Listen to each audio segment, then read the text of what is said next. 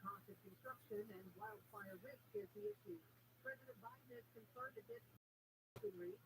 Good news. Immigration bipartisan budget agreements. Full Congress. It must pass the House and Senate before returning for Biden's signature. The House is expected to vote on Wednesday. And Yelp says 4 of the top 100 burgers can be found right here in L.A. County. Stop by weather from KFI. Here's the drizzle. Afternoon sun will see highs in the 60s to mid-70s. Right now it's 61 in Yorba Linda. San Juan Capistrano at 60, 58 for San Dimas, and 59 in Ventura. Really local from the KFI 24-hour newsroom. I'm Bree Tennis. There's a full-car pile-up on the Pomona Freeway in Mexico. This 83 wreck has all lanes blocked. 60 east on the board now. That's a topic with stop at Central Avenue on that eastbound 60. Matter of fact, you go to Mesa on the coast, and there's a big old full-car industry wreck north on 55. That's from the second street to left lane may as well. And going to the factory routine to Corona, some car is taking away the right lane. 91 eastbound right at the 71. Can't find a sign up to get to their faster. I'm Aaron Bull. T-shirt as a designer and a builder, my eyes are my livelihood. But when I hit my 40s, I needed 4 years. The end was on, off. Do I have them? Clean them? Where'd I leave them? Clean them again and again and again. I so wish there was a better answer. Then I met Dr. Mark Schneider, who showed me there it is. It's called refractive lens exchange, or RLE.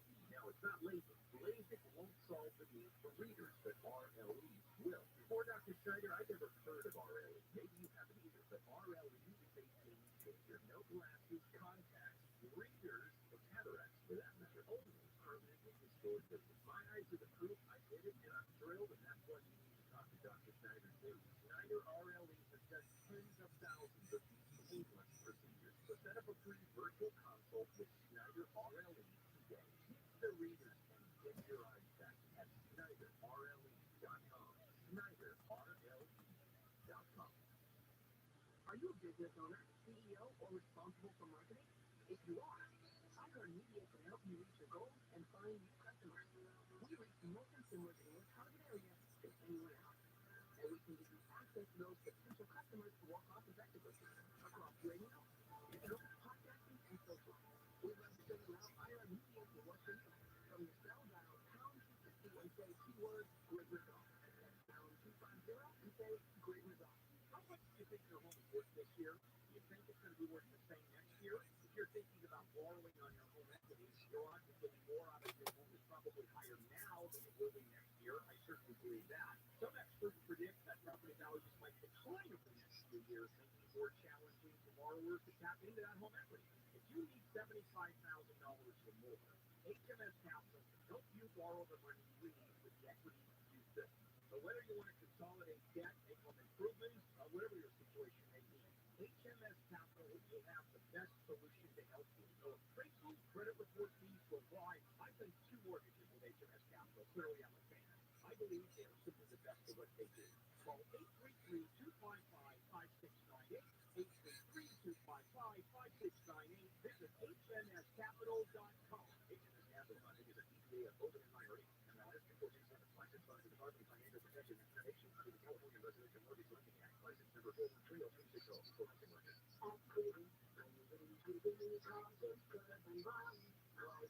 May is Mental Health Awareness Month. The Los Angeles County Department of Mental Health is celebrating with community events in May and June.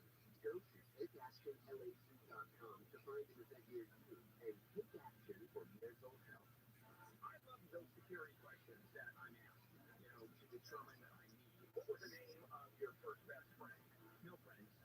What was the name of your first dog? No dogs. What's your favorite band? I hate music. It's Bill Handle. I mean, I have a hard time filling those out. It's live 6 to 9 a.m. on KFI and on demand anytime on the iHeartRadio app. KFI live everywhere on the iHeartRadio app. This is Jacob Emma. If you've been involved in a motorcycle accident, call 844-24 Jacob. KFI AM 640.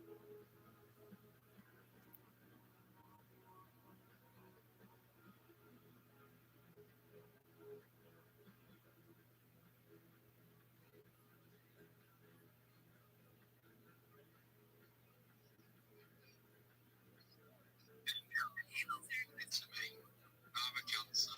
we're getting selected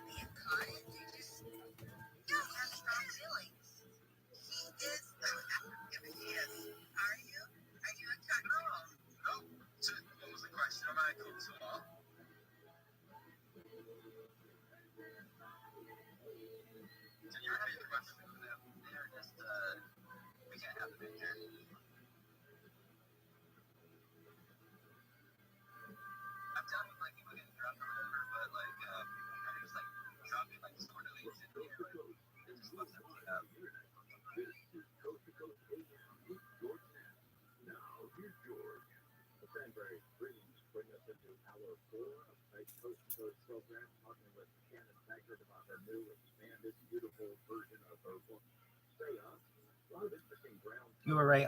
I am back. Apologies, my internet went down, but I am here for as long as I can.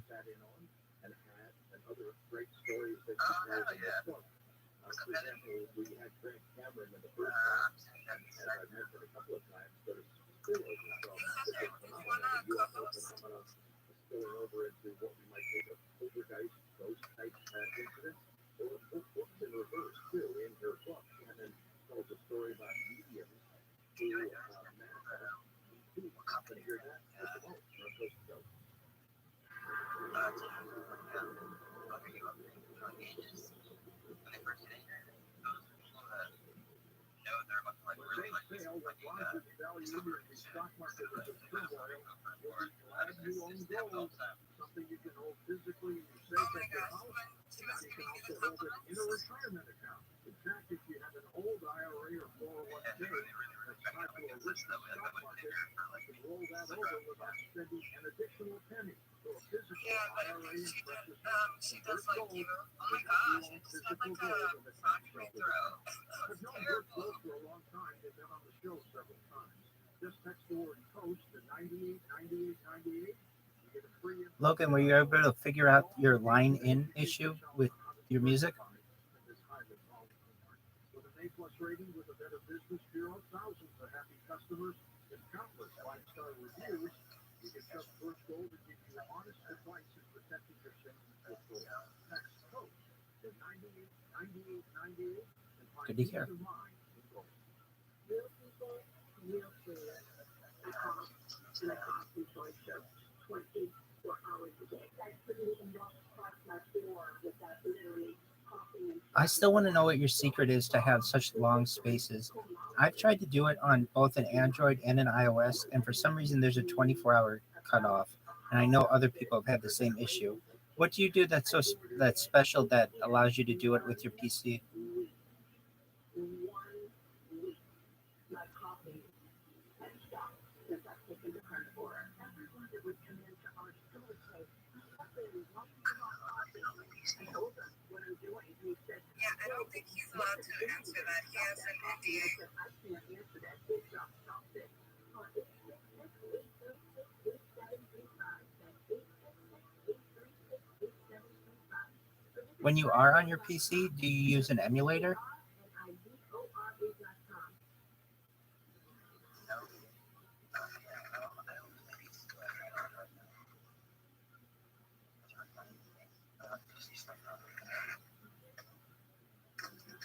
Let's talk about how it works.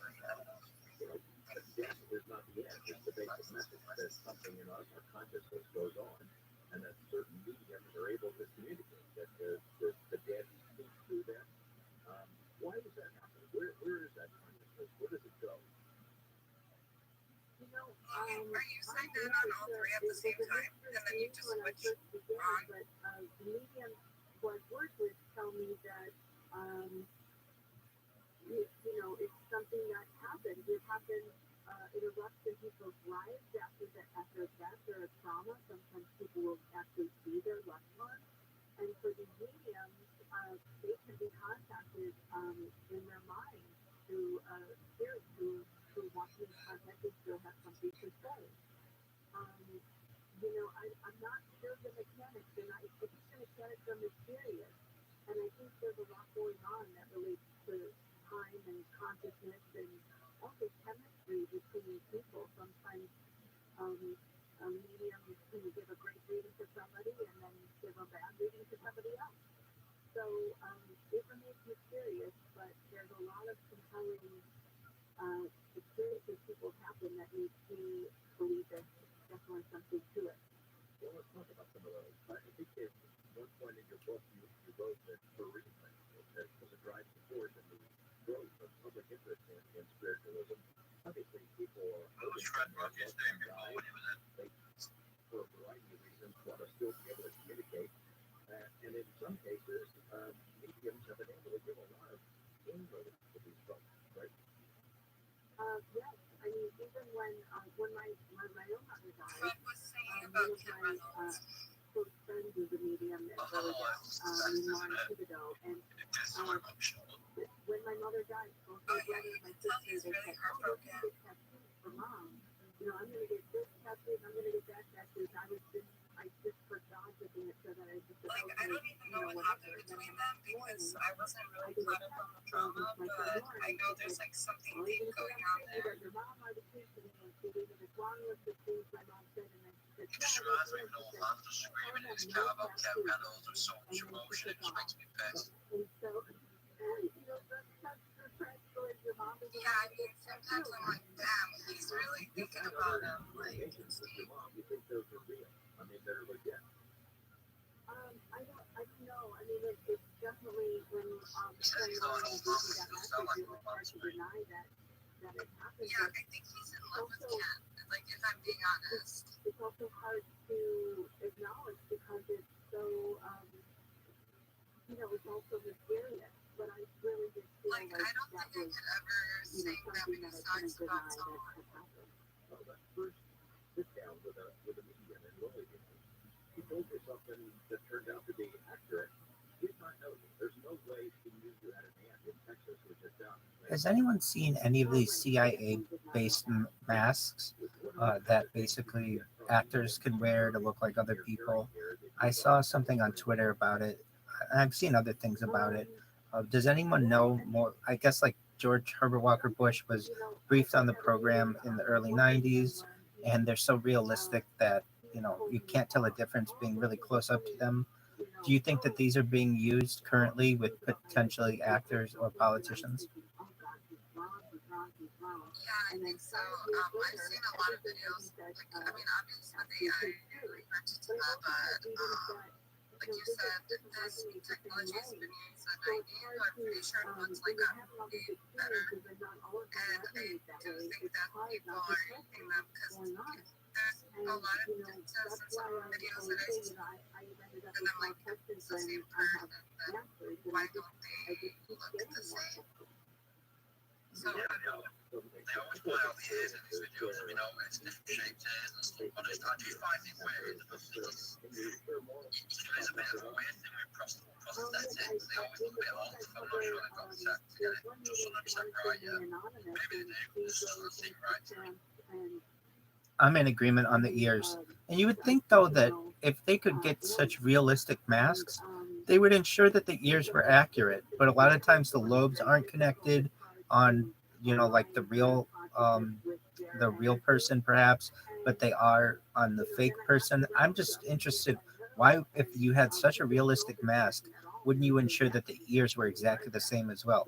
It's very dangerous. That's why, the national organizations, they don't want you doing I things think like that. they would want to, but it's probably hard to find somebody that fits every requirement, if that makes any sense. Like, you have to have the height, you have to have pretty similar face structure, I would assume. Align those energies, and it's hard to make that work in a mediumistic way. I'm in agreement with you. I'm not going to name any specific politicians. Perhaps I will, but there's one in particular who they say had a facelift, and everybody just agrees that they had a facelift, and that's fine. But generally, they don't look like their former self, and it's very suspicious to me. And I watch these videos, and things could be AI or deep faked as well. But it's interesting to me that perhaps some politicians don't even look like they did even a few years ago. And if you say anything about it, then it's just like, oh well, they had a facelift. It's like, well, yeah, but that doesn't change the structure of your ear, and it doesn't perhaps change your eye color and some other things that are, allegedly different in some politicians. And I'm glad I'm not alone in thinking that this perhaps may be used and has been used for at least now 30 years, and makes me wonder who else has been using it and for what nefarious reasons. Yeah, and it's so hard to tell because like anybody could have like a mask on and then go and try to make a video with a voiceover using AI, and then now it's like, great, that person, you think it's somebody, but it's not really them. AI is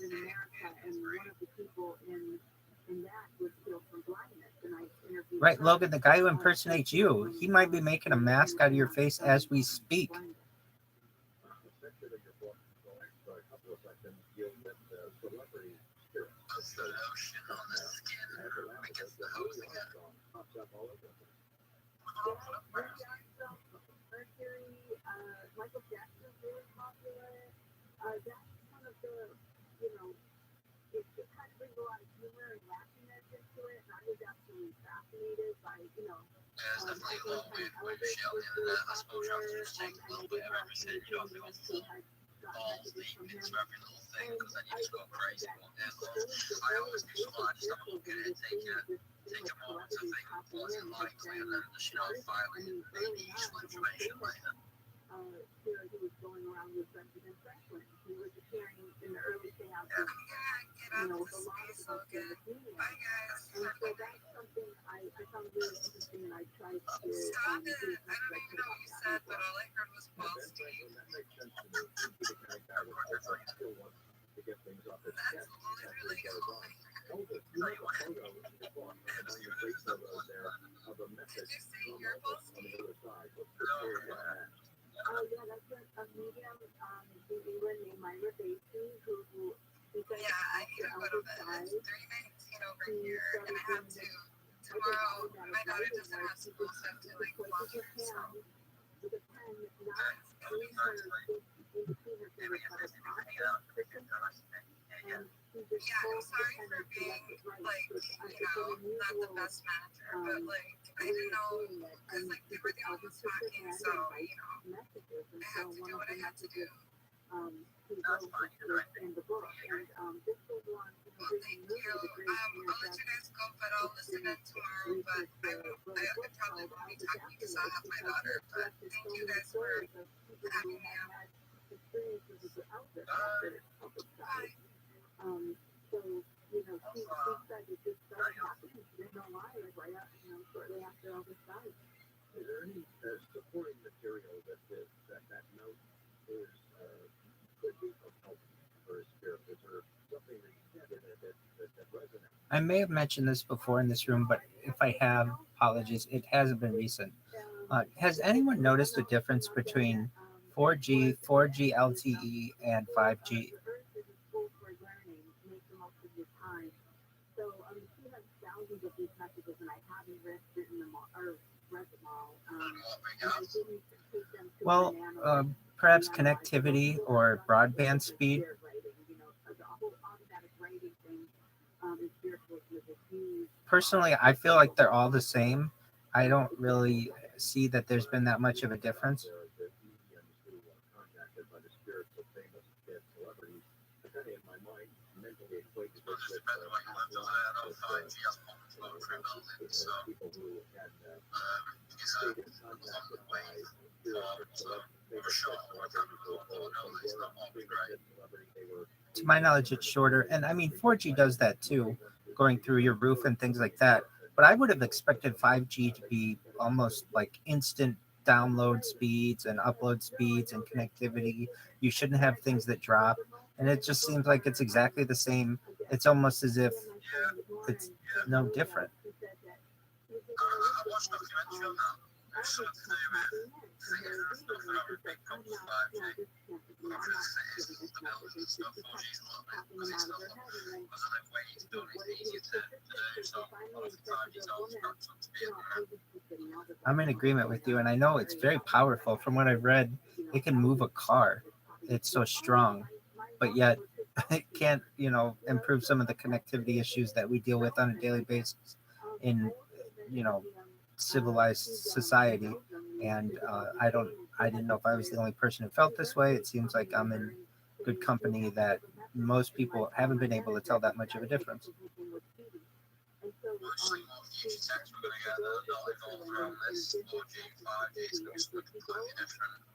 I'm always blacking out stuff about what he say, yeah, it's awful. And he says to Freddie Mercury, how is he going to know that I'm really getting a message from you? And he said, tell him that one time his cat pooped in the toaster.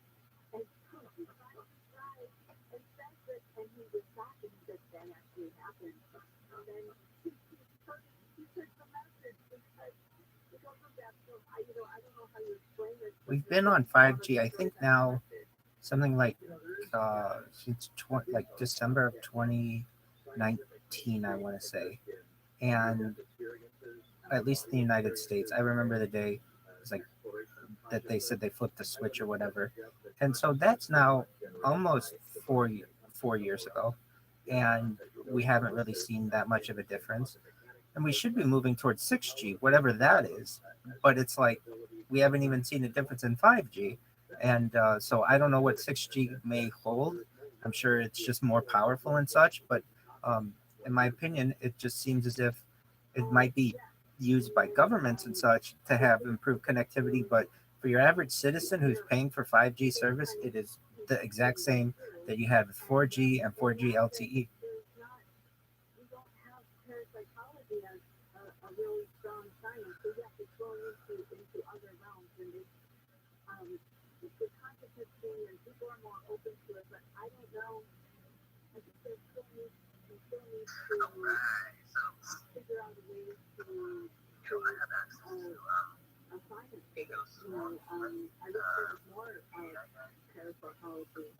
I don't know how we merge all of those, but the quantum thing is definitely, and maybe as we progress with quantum, it'll renew that field of parapsychology.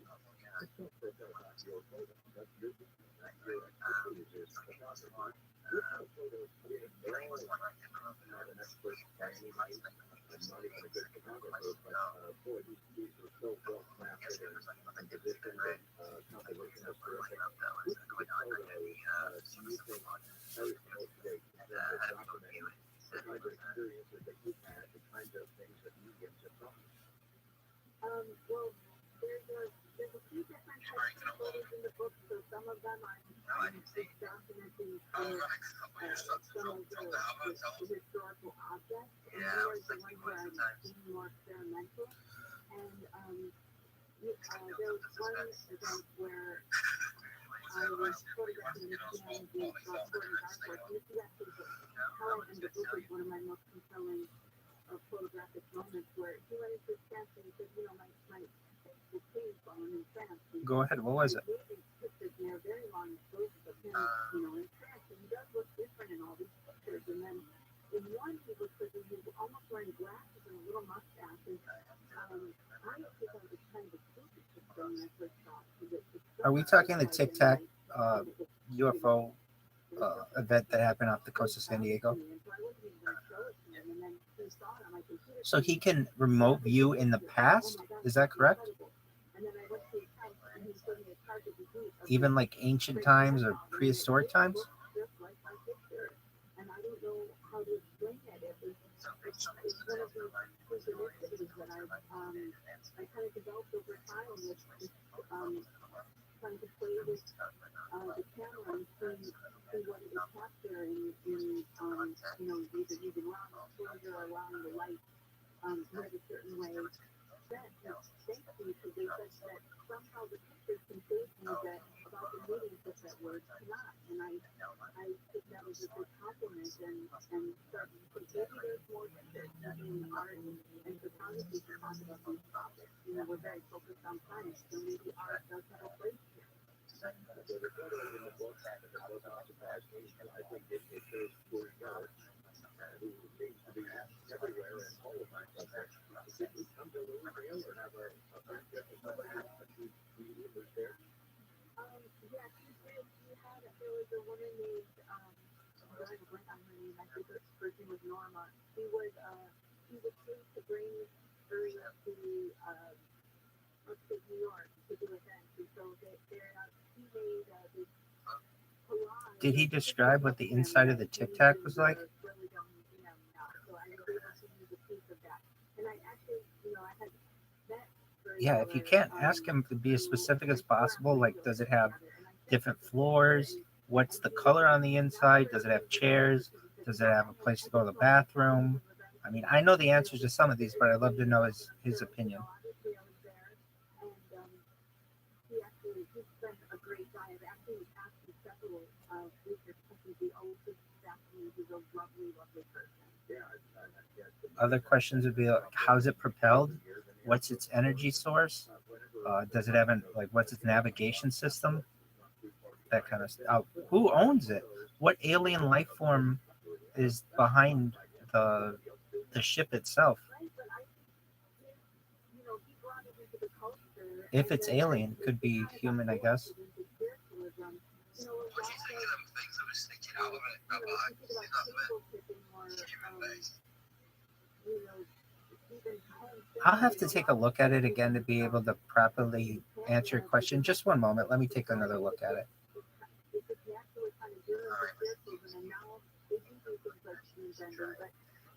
When you put the food in spiritual, it's different from the Uri technique. It's not like you just look at it. They hold it in their hand. It kind of goes used as a mind over matter exercise, where you use your mind to process it and then you physically bend it.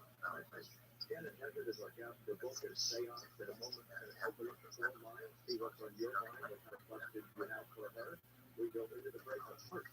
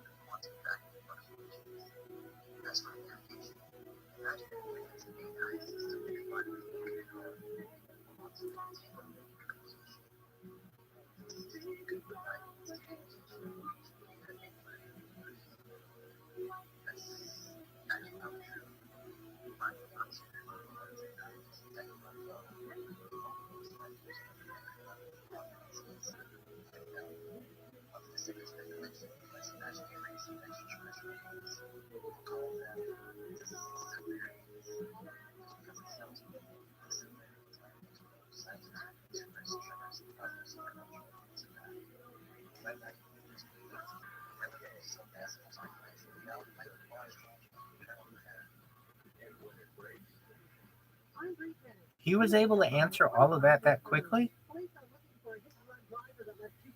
Is he just like sitting at his keyboard waiting for you to ask him questions? I agree. Why doesn't he just join the space? Themselves as Marines. They were walking along the pier in San Clemente Saturday night when they were attacked. The team and shot the Marines. No major injuries reported. An investigation has been opened.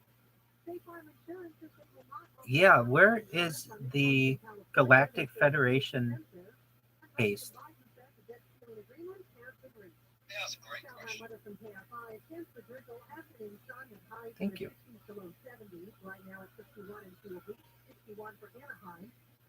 Lizard, in answer to your question, looking at the Tic Tac, I don't know what is coming off of it. It's as if, the image that we've seen or that I've seen isn't that clear. So I don't know, to be honest with you.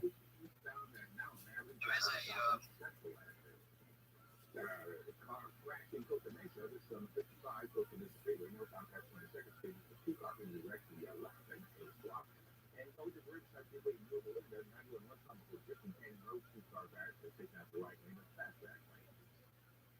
Hey, Brian, this car helps get to there faster. I'm so cool. Access to the hottest news, events, and deals. But on June 1st, we're giving you access like never before. It's iHeartRadio Access Day, our 24-hour way of There's a 3D render out there about it's like snake sticking out of it, almost like antennae, and it's just really bizarre that you think you're smelling potentially made from another world and have these weird intrusions from his craft. It doesn't make any sense for me. I'm in agreement with you. You would think that they would be able to overcome that technological difficulty and have those smooth. So many small businesses with their ERC tax refunds. Innovation Refunds has already completed over 17,000 returns for many different kinds of businesses: construction, retail, restaurants, bars, hotels, professional corporations, and so many more. There are other companies saying they specialize in ERC tax refunds, but not every company is the same. Innovation Refunds has hundreds of 5-star Trustpilot and Google reviews and are certified with the Better Business Bureau. Trust your business with the experts like you. Innovation Refunds. Go to getrefunds.com, start the process. It takes under 10 minutes, and you will be on your way to receiving money for your business. And there's no charge up front either. They don't get paid unless you get paid. They've already helped clients bring over $5 billion in tax refunds through ERC. So go to getrefunds.com or download the app from the App Store, getrefunds.com. Really, it's Mental Health Awareness Month. The Los Angeles County Department of Mental Health is celebrating with a global event in May and June.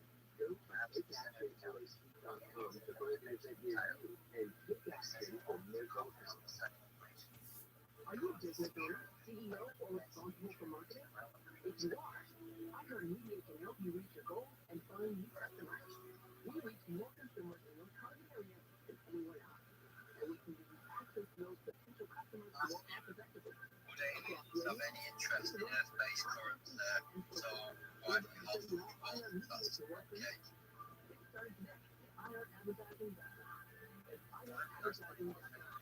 KFI, AM 640, more stimulating talk. People say like, oh, you know, we're going to be able to trade eventually, but we only trade in cash and stuff, so is it going to be more of a credit thing? We start trading them instead. No, no. Or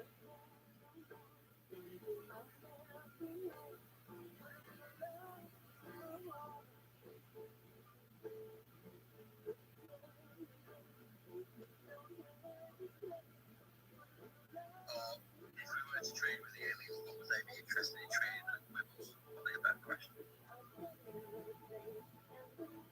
But I'm a location of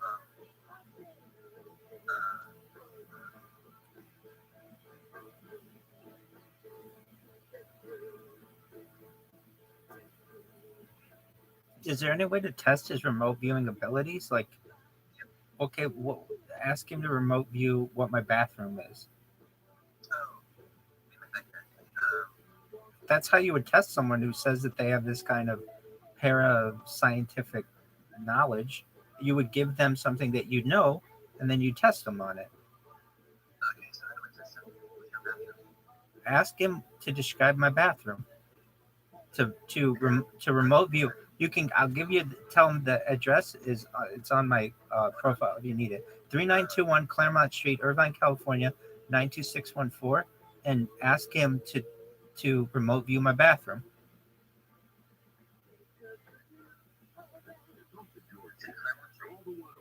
That's correct. Yep, it's on my profile.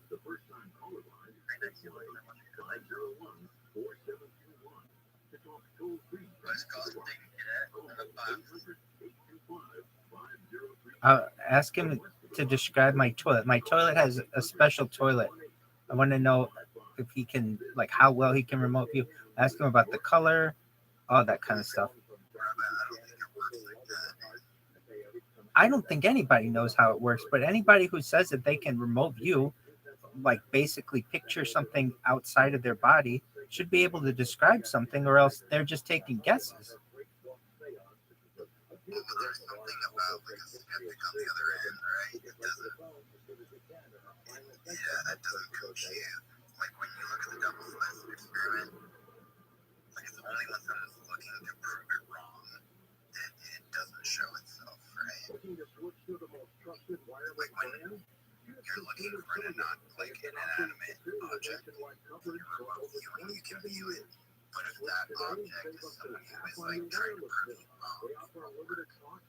I want him to be right, but I need to be able to test him to be able to trust him, or else it's just somebody who's just. that's fair. I totally get where you're coming from, and I agree. I'm just my intuition is it doesn't work that way. I could be wrong.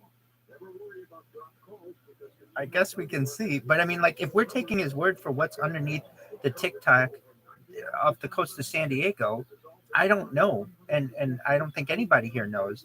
But I know what my bathroom looks like, and if he can describe it with any kind of detail, I'll be like, oh wow, well then he does have some kind of paranormal gift. But if he doesn't, then how am I going to trust what he said about the San Diego TikTok? There's no sign of identity theft slowing down, and why should it? More than $14 billion were stolen from identity theft victims last year alone. The cyber criminals, it's a success story. For the rest of us, it's a wake-up call. Your personal info is in more places now than ever, and all that exposure can make it dangerously easy to steal your identity. LifeLock by Norton makes it easy to help protect yourself by monitoring your identity and alerting you to threats you couldn't miss on your own.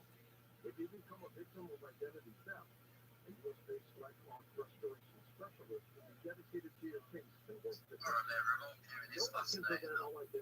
to monitor all transactions. I agree, it is. It definitely is, especially with the government and their interest in it as well. I've never known anyone to be able to do it accurately. That isn't to say that I've known anybody to do it inaccurately either. I don't really know that many people who do it, but to give them a somewhat easy test is interesting to me, and to be able to judge their abilities. I mean, it's very easy for someone to just go on the internet and spot lies. I'm not saying that's what they're doing. I want them to be accurate, and I know they're quite a famous person, but I've never known them to be tested on it. So here's their opportunity.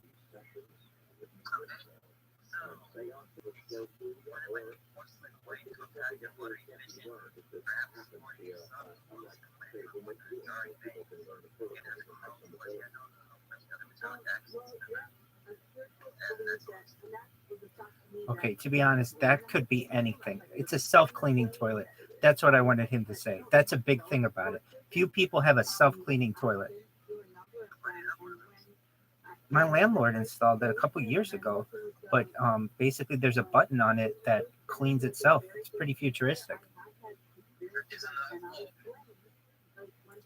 You would think it is. It has the flush, certainly, but then it has different modes on it. So basically, it can shoot out some toilet bowl cleaner, and then the lid automatically closes to seal it, and then it has this mode that spins the bowl around and cleans it on the inside, and then it's done.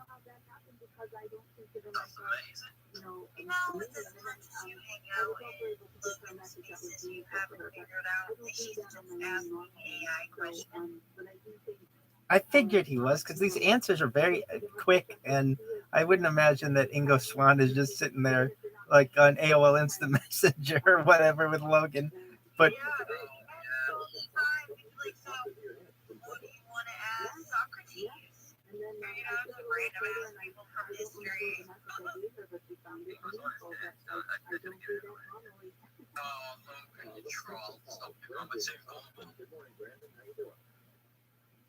I'm just sitting here scrolling through the feed, listening to you guys. Like, come on, Rabbi. Like, I had to go look your creation. Thank you so much, Heather. No. I'm glad that you did that. I'm very happy you did. Thank you.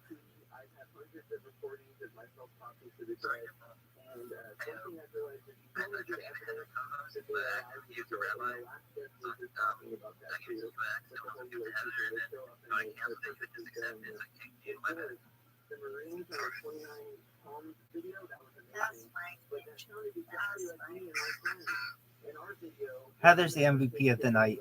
She's bringing truth to the room. Love it. I like when Heather has secretly. Me too.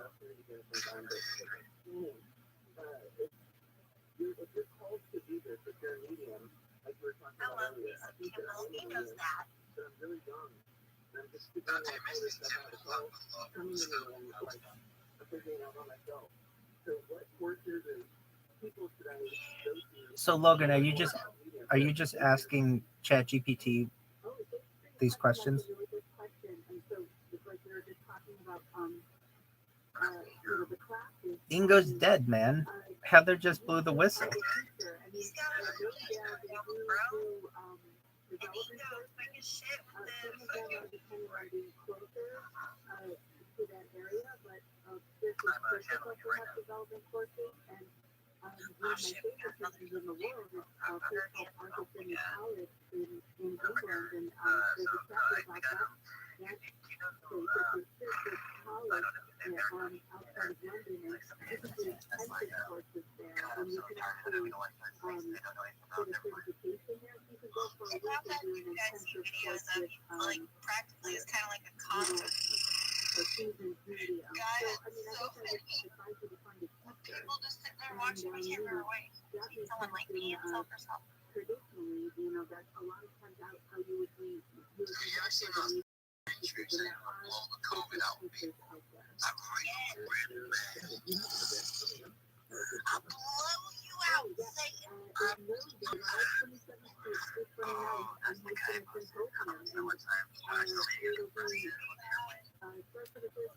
I've seen that lady who confronts him when he's getting in his car and is right, and she's like, why do you need a plane to be able to fly to all these places and in addition give to the poor?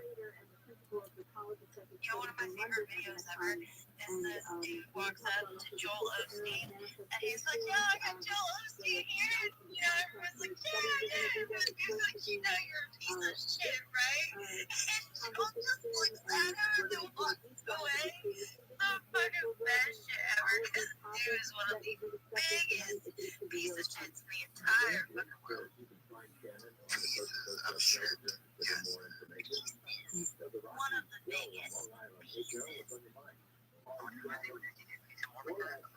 Joel Osteen, he's a televangelist.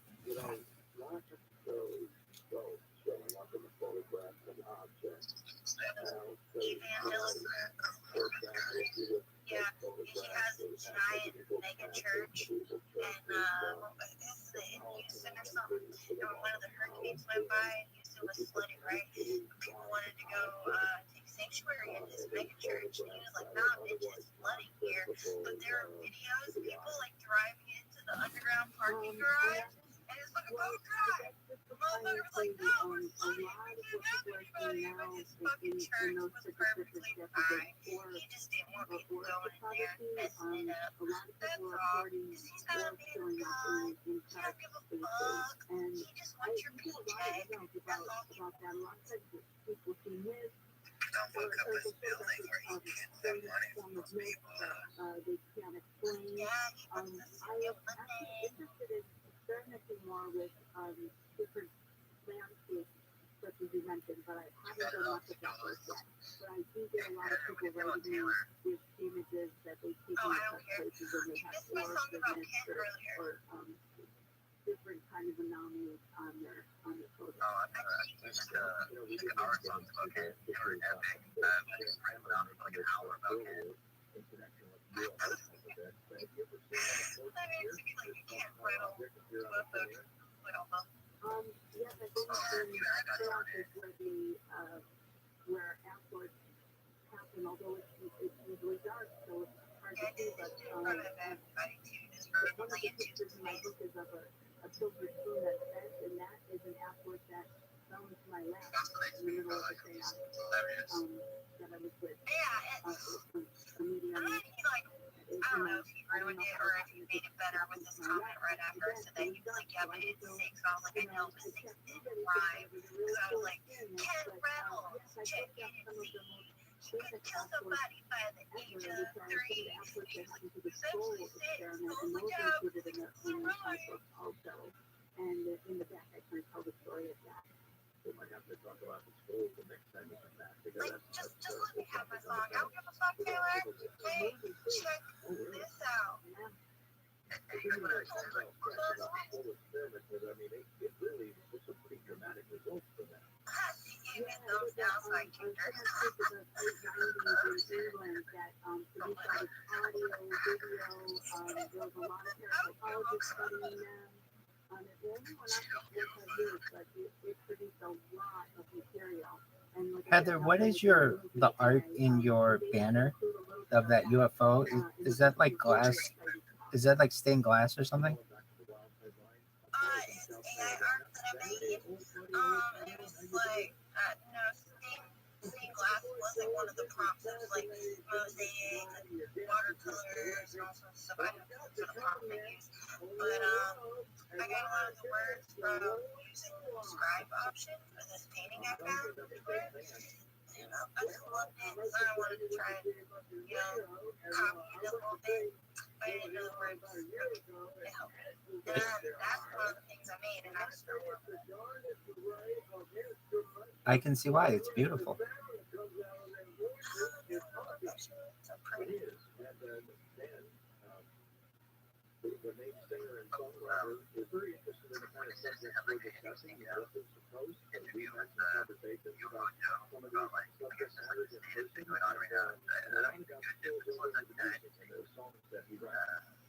Oh, so glad you told me that. Let's do it. Okay.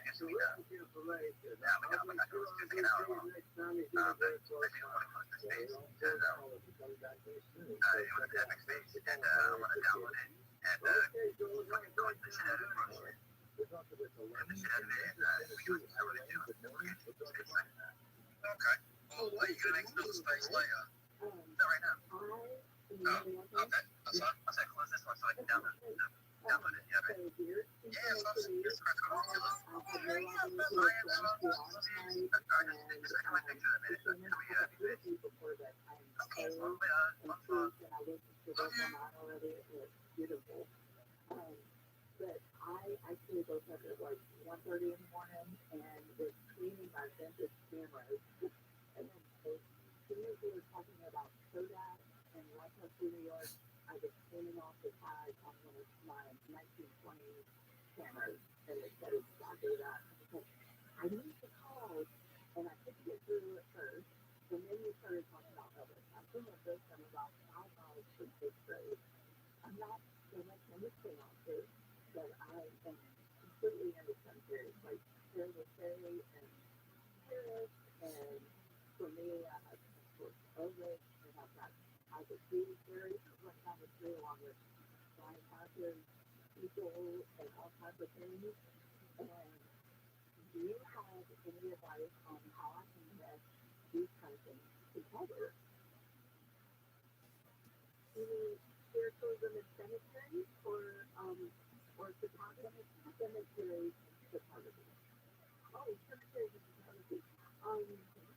Yeah, there's a rich history in that. I think it's almost like that's the first place I went to go and photograph the cemetery. There's a lot of people who experiment there. A lot of people say, well, you don't need to go to a cemetery in order to, do spirit photography, but I guess they just go and experiment and use your camera. And I love that synchronicity about you touching the Kodak sign when you were talking about it. That's so cool. So obviously you were meant to do this. But yeah, I would just go and experiment with all different ways with glass without do you watch photography in cemeteries already? Yeah, when I was at Carmel, I was not a communist in cemetery. I love history and I was kind of fascinated. Thanks for the call. Appreciate you sharing that with us. We're going to Joe in the Bronx. Hey, Joe, good morning. Welcome back to Coast to Coast. Well, thank you, George. How are you? Good. Good.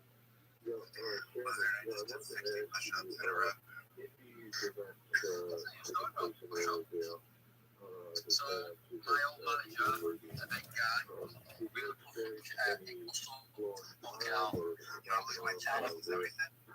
No, let me finish. Yeah. We did 60 press ups, he was a big guy, and then about a day later he had a Okay, thanks for your caught in his question. loan because he overexcited himself. About time because Bro, I thought I had a clog in my leg 2 days ago. Don't joke like that. sort of a No, it's down. Pretty serious. Oh, what did you say about that? You all right now? Yeah. in the not like I in a way think so. that I you don't don't know. want to perceive it. I've been to like 3 specialists that tell me what's going on. I think it's on COVID, but Sometimes it can really half the people think that's bullshit, so I don't even know. I started to think, oh, maybe there's something to this. I've had like 3 blowjobs in the past week. It didn't help. Might actually be more interesting or important than I That's awesome. considered. Yeah, and every girl's like, oh, you've never had my blowjob. This is the fucking exact same every time. Anytime I say I don't like grits, they're like, you've never had my grits. Like, Exactly. It's like, sorry, you're not special. It's not gonna be any different. What's grits? I don't say nasty shit. I don't know. You need that Gok 3000, bro. Through the experience. Sucks like a different language in the middle. Experience. You've never heard of a Gok 3000? Please explain. Blowjob. She got that.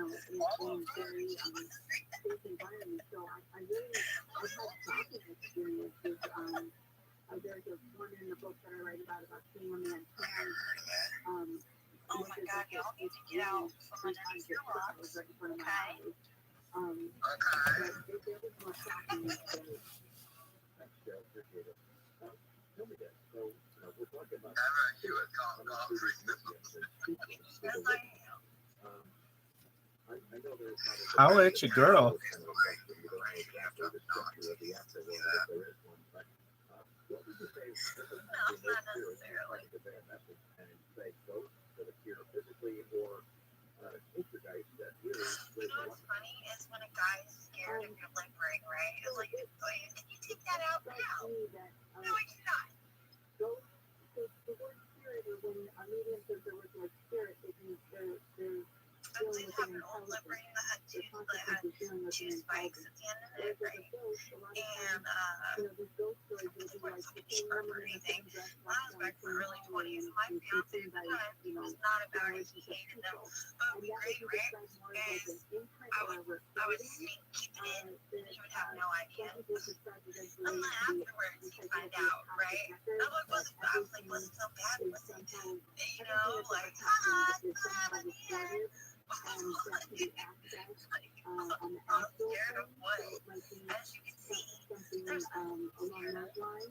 Yeah, very complex, but at least you don't have a septum piercing. Most fucking worse. who has a what complex?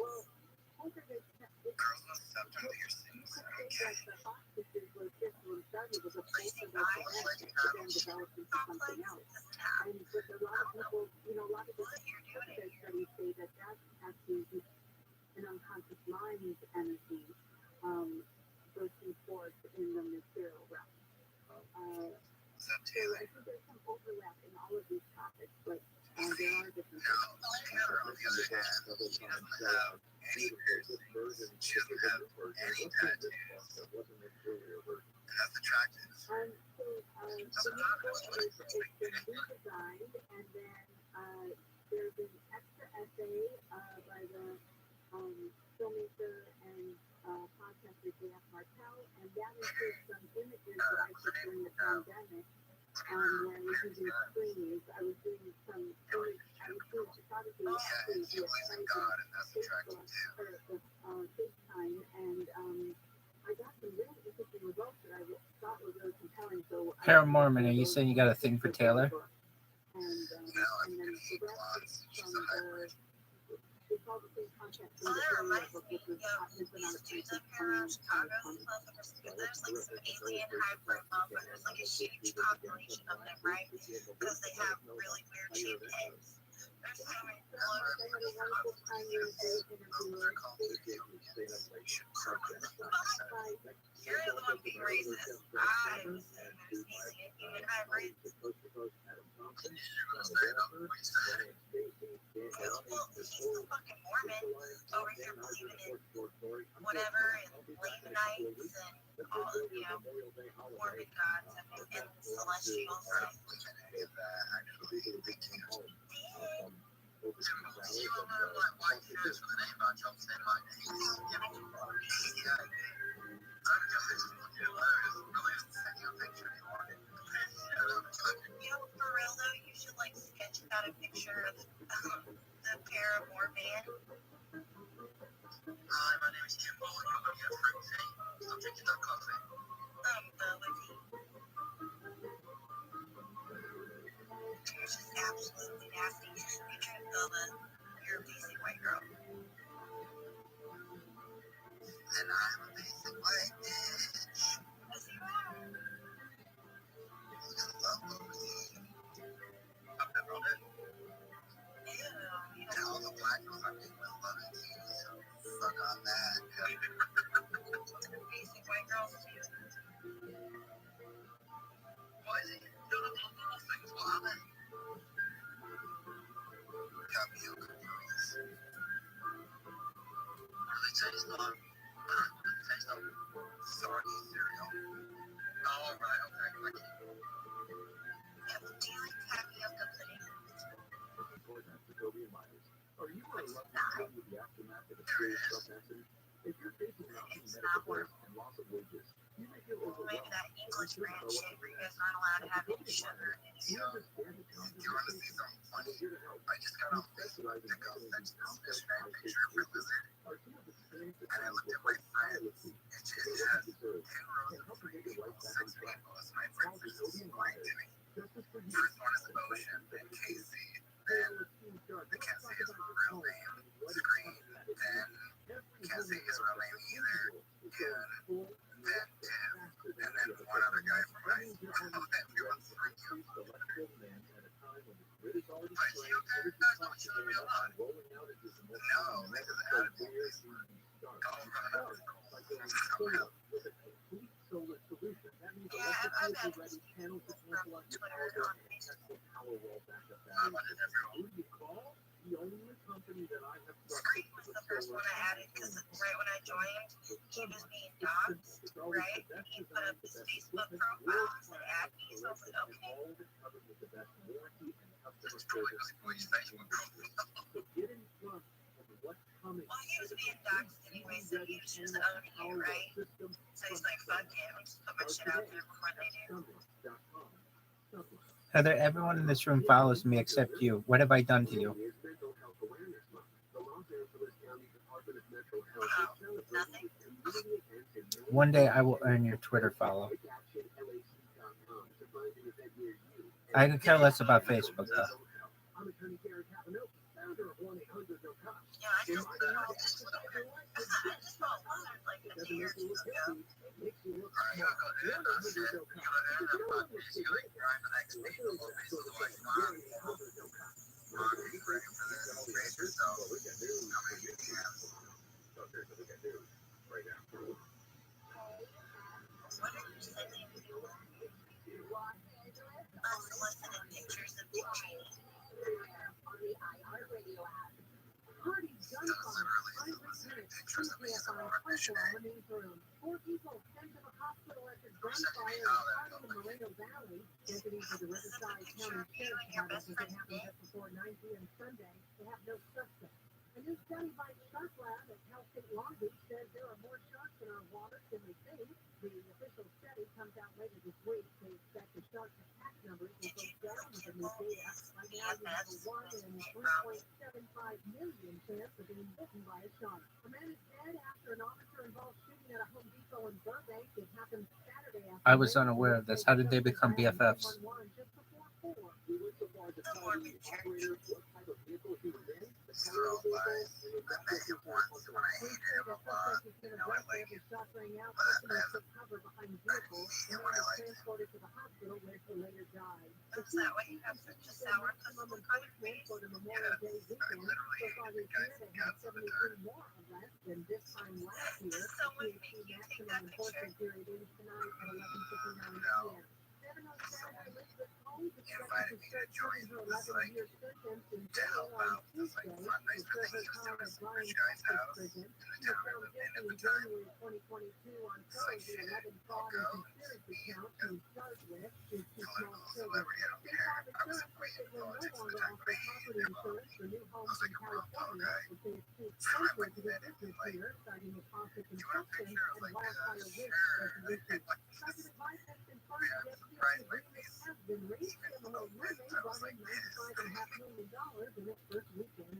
Shout out to you, Paramorman, for being a Ron Paul guy.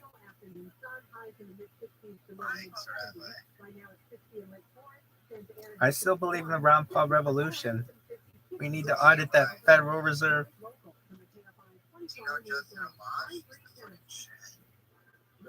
Please brief me on him. He was a congressman. He was a congressman from Michigan for like 6 years. He's the most biggest politician. Like, recent memory, he's so fucking solid. He, like, against Trump, not like out of partisanship, but just like, I mean, originally he wasn't against Trump, but then Trump did enough things. Like, there were so many libertarians who just sold out. It's like, no longer Trump's bullshit, like Rand Paul and Mike Lee. And Justin Amash is just like the most principled dude ever. He was the worst. He got voted out on his second term. But the dude's legit as fuck.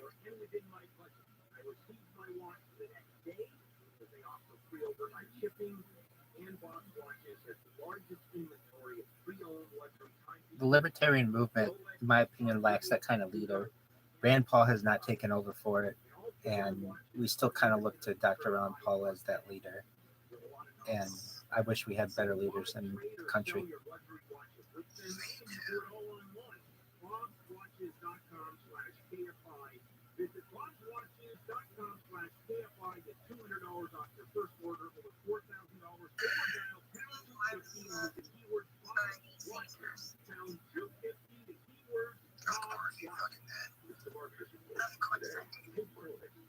I honestly could get down with Bernie Sanders too in many ways. At least it wasn't one of the mainstream people. And it seems like Bernie's kind of just faded away.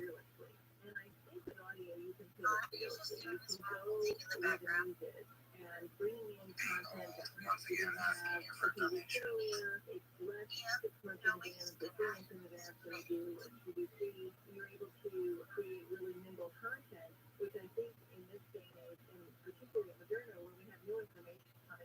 Really small. Thank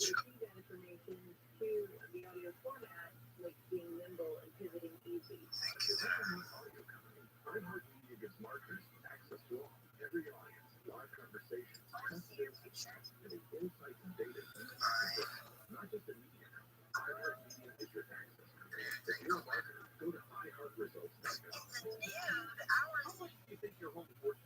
Without getting into their politics, I thought it was absolutely hilarious that DeSantis's his Twitter space had so many technical issues. You would think that, you know, Elon Musk and the Twitter team would have the ironed out for him, and I really hope that it awoke the people at Twitter's development team, particularly Elon Musk and such, that they need to improve the platform. You can't have major guests on and have the space crash on you and have, like, I guess there were, like, all in all combined, like 20 minutes of dead air, random coughing, random iterations of music.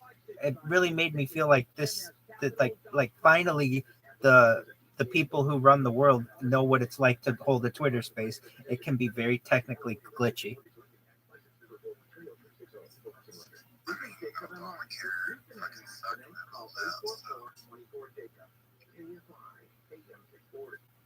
Yeah, and there was a whole thing with Elon starting it on his account. The amount of followers he had, some sort of multiplier that happened within the algorithm that crashed it. And then even when they switched over to David, it had him hosting with 300,000 people in there. It was still really buggy trying to get in. And then when I finally got in, there was about a good 10 minutes of silence. I couldn't hear anything. And then randomly the audio cut in.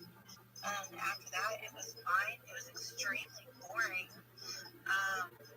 There's, they expect normally when people announce that they're running for president, right? They have stage and blue and music and spectacle. They got people out there cheering for him. There's none of that, right? It's just like super boring. Like, give him a shit ton of money when I guess he got a bunch of donations. So it's gonna change, how the political circus, when people run for president, how that's gonna be. It's got to be a wake up call to Elon Musk, though, that if he wants people, now at least two major candidates have announced their candidacies on Twitter Spaces, those being Robert F. Kennedy Jr. And Ron DeSantis.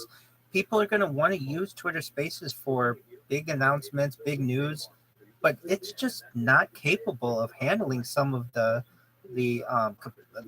load, I guess, and its capacity needs to be improved. And you just can't say that, oh, we just had so much interest in this that it crashed our servers.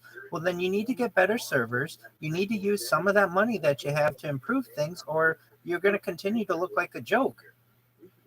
Well, he's not going to know what to improve until he actually starts using it and pushes it to its limits, right? So now he knows.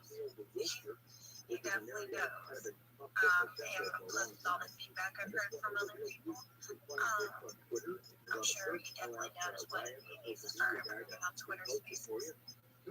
Oh, I'm glad to hear that other people are making him aware as well. He's got the new CEO coming in, Linda Yako, whatever, and she's supposed to be handling like the front end, I guess, the like CEO part, and he's going to be like in the development part. So maybe he'll have more opportunity to dig into some of these things, but it's just so glitchy, particularly when you get into big spaces. The people aren't going to want to use it, and that's it's for that, for announcements and getting out information and communicating. But I mean, I've been in some big spaces as well, and they're very glitchy. The more people that join, the worse it gets. And especially, I think that this event was an eye opener to him. So hopefully things improve as this year goes on. I think the only way goes up from here, honestly. I think you probably learned a lot from that last phase. And I don't see that, at least like both Twitter Spaces will start to get better.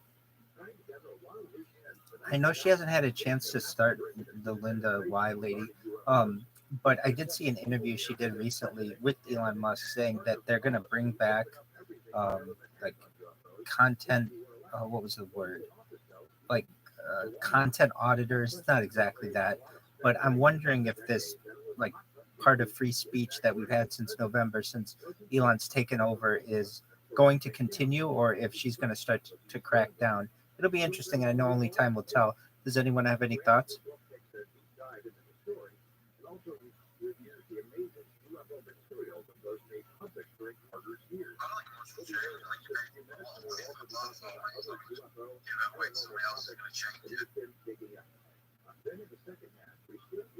I hope it stays the same.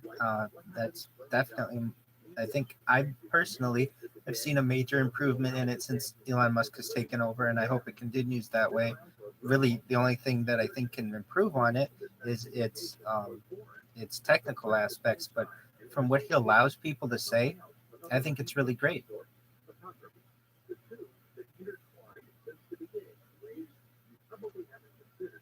There's only one thing with which I disagree with him, and that is that Twitter account that would follow his plane.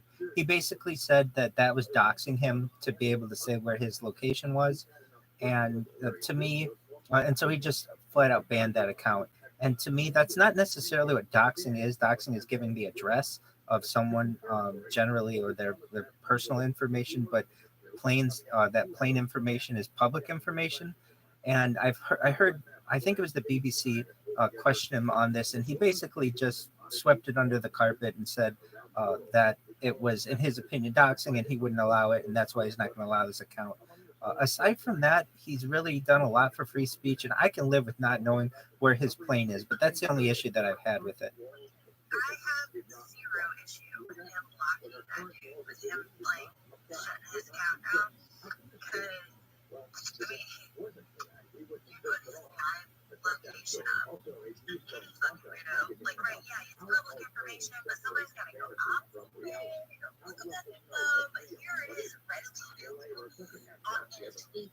And I think any kind of psycho could act upon that. And I don't recall this person's name, but recently a rapper was just murdered when his girlfriend posted a Snapchat saying that they were like at Waffle House or something. And then a drive-by happened like less than like 10 or 15 minutes later. And he lost his life. All because his girlfriend posted that they were at Waffle House at the time. So I think that is unsafe for that person to be posting his live location. I don't get up like 2 in the morning, but Because you're drunk as fuck. It's not just waffles. They have waffles, but they also have a whole brand of breakfast.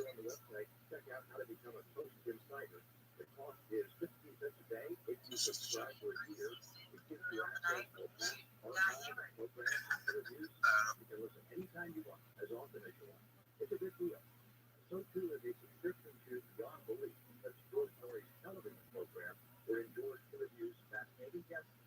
I understand what you're saying, Heather. I just think that he is making an exception for himself.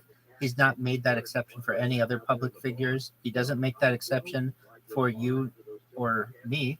And but I understand. I understand why he's doing it. But Plane is being tracked live and tweeted about. Because if so, I think you should probably stop that. yeah, no, I do. They do it with college football coaches all the time. So they'll have college football coaches who are like flying on private planes from one location to another, perhaps to interview for another position. And this information is publicly available and tweeted about regularly. So it does happen, and there is no exception made for them. In my opinion, if Elon Musk wants that kind of protection, he should frankly lobby so that that becomes the doxing law. It's not currently the doxing law, and it seems like he's the only one who's protected by it.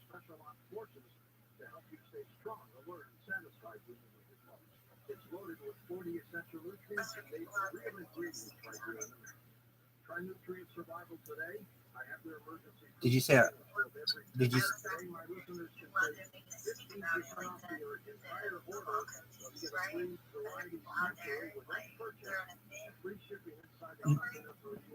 Generally, no.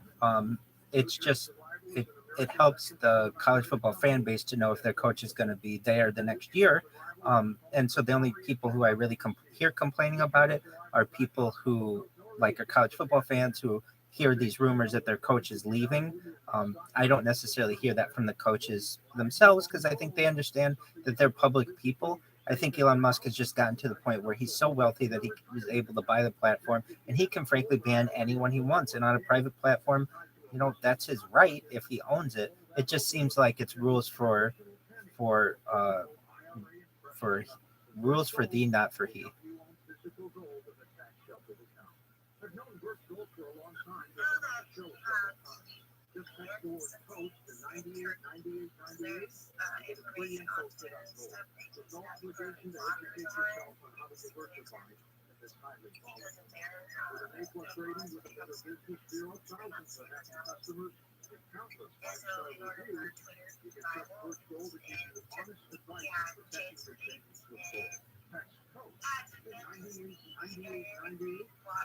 Because I guess they have an election going on.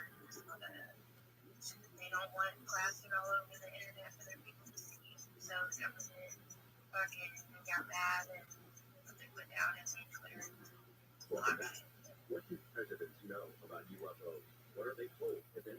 I was aware of some of that, and then also in the EU. I know the EU just kind of vaguely said to Twitter that they needed to crack down on some of the hate speech that is on Twitter. But that's very, very vague. I mean, what is hate speech? Who defines that? So I'm not sure how much has been able, what kind of developments have been able to be made with that. But it does seem as if it's an interesting point in history where you basically have a private corporation that has the type of power that it doesn't necessarily have to do what these governments are saying, but if it wants to be used in the country, it does. So he is bending a knee towards it. Good, thank you, I appreciate it. You, no joke, you've done more research into presidents and UFOs than I think anyone in the world. And it's a simple question. What do they know? What do they learn? Who's presidents for UFO research? We've heard more in the last few years from presidents. One thing that worries me a little bit in this interview I saw with this Linda Y lady, she said that it was very important for the platform to be able to continue to be to promote ad friendly content, and I don't like that. I don't like that things have to be ad friendly because that cuts down on what people can and can't say. And I like to hear both sides or whatever, and I don't necessarily always want things spoon fed to me from the corporate media. So it'll be interesting. I think it's another 4 weeks until she fully takes over, and I'm sure it'll be some time, but she's going to be quite a famous person if she's not already.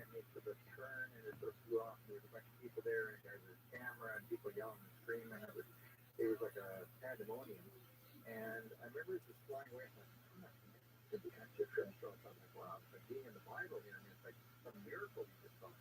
And then I'm thinking, like, what's it doing? Like, why is it common Manitoba? There's nothing there. I personally wanted Logan to take over as CEO, but I see that Elon Musk didn't respond to my DM requesting that. Logan, are you there? Nobody wanted to talk to me, but I eventually would track down people and they would tell me what they'd seen. I put it together in a manuscript, and the local publisher, who's this is a big story, said, Mr. Cameron, you may believe in this kind of stuff, count me among the unbelievers. And I was shocked. I just couldn't believe that. He's currently, I think, in discussions with Ingo Swann. This big story. I thought this was the biggest story in the world. $1 million from this and all this stuff. Thank you again, Heather, for the update, for the heads up on that. I figured he was just asking some kind of AI chatbot, but I wasn't privy that Ingo had died, and you enlightened us. Much appreciated. I know for a fact it was like out of this world. But somebody said I know. So then I started this critique. So I really do the synchronicity event. I thought it was a pilot for the same government and somebody in Iraq was one of the had a UFO sighting, the radar tech. And he said, if you want to know what's going on with UFOs, you should see what the Canadian government was doing back in the 1950s. And I said, really? He said, yeah, I worked for the program. You worked for the program? Like, yeah, I'm in 15 miles away from Calgary. And I said, you worked for the program? Yeah. And he started telling me the story of Wilbur Brockhouse who ran the UFO program. And he said, he's the most brilliant engineer I've ever met. He's totally crazy. He's talking to aliens and they're landing. Heather, you're in the Chicagoland area. Are you a Bulls, Bears, Blackhawks, Cubs, Sox fan?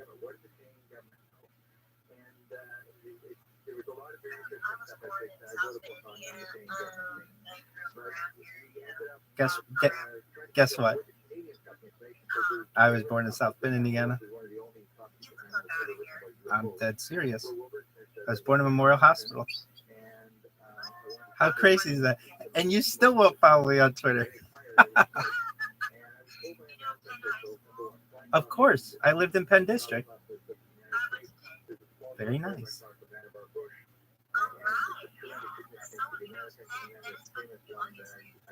It is. Yeah, no, I definitely know Penn, the Kingsmen.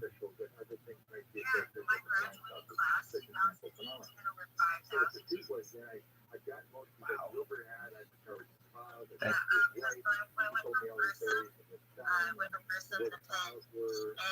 so many students that year went to Penn and over, even some of the middle school teachers had to come to the high school because there weren't enough teachers at the high school for all of us. So unfortunately, I had to end up requesting social studies teacher later on into my sophomore year. I thought I was done with her in 8th grade. 2 years later, I had to have her removed from her life. Couldn't stand this woman. I went to Trinity School at Greenlawn, if you're familiar with where that is, and then I went to University of Notre Dame. Oh, nice. My dad loves Notre Dame.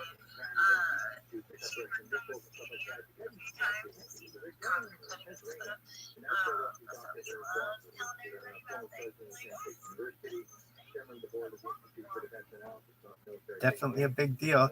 So you live in Chicago now? Yeah, I live about an hour or so right outside of Chicago. Do you ever go back? I went back home just over a year ago when my grandma passed away. Well, I'm sorry that she passed away. How were things back in the Bend? Oh, it was terrible. I hadn't been there in like over 10 years. Ghost town. I was just smelly. It was February. You know, so it was cold.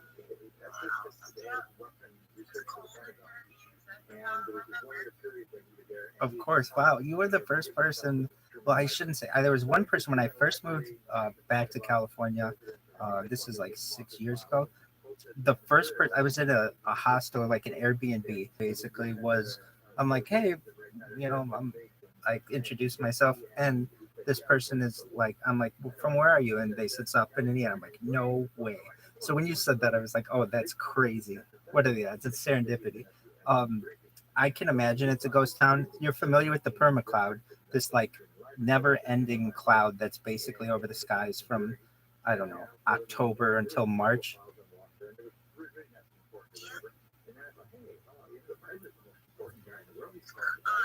ever been to the Forest Performing Arts Center? Yes, I have. What's the way of meeting somebody who knows about random places from my hometown? I agree. There's all kinds of insider information. I'm trying to think. Like, do you know Nick's Patio? No, I can't remember. Freaking, you know, like Dragon Trail. Yeah, I know Dragon Trail. I live around Dragon Trail. So that's pretty close to Mishawaka, right? Yeah, I lived technically I was in Mishawaka most of my time going to school. Very nice. Wow. It's small world, right? Yeah, that's fucking nuts. I agree. Do you enjoy Chicago more? Follow you back, Rabbi. Oh, thank you so much. I appreciate it. I just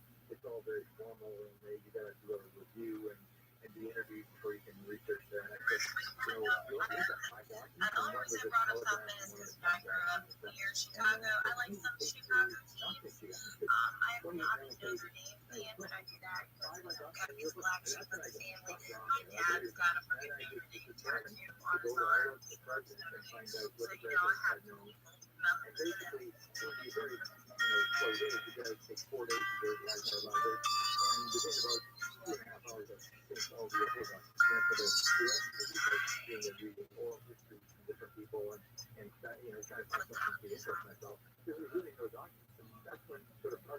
thank you for the follow back. I sincerely appreciate it. And I'm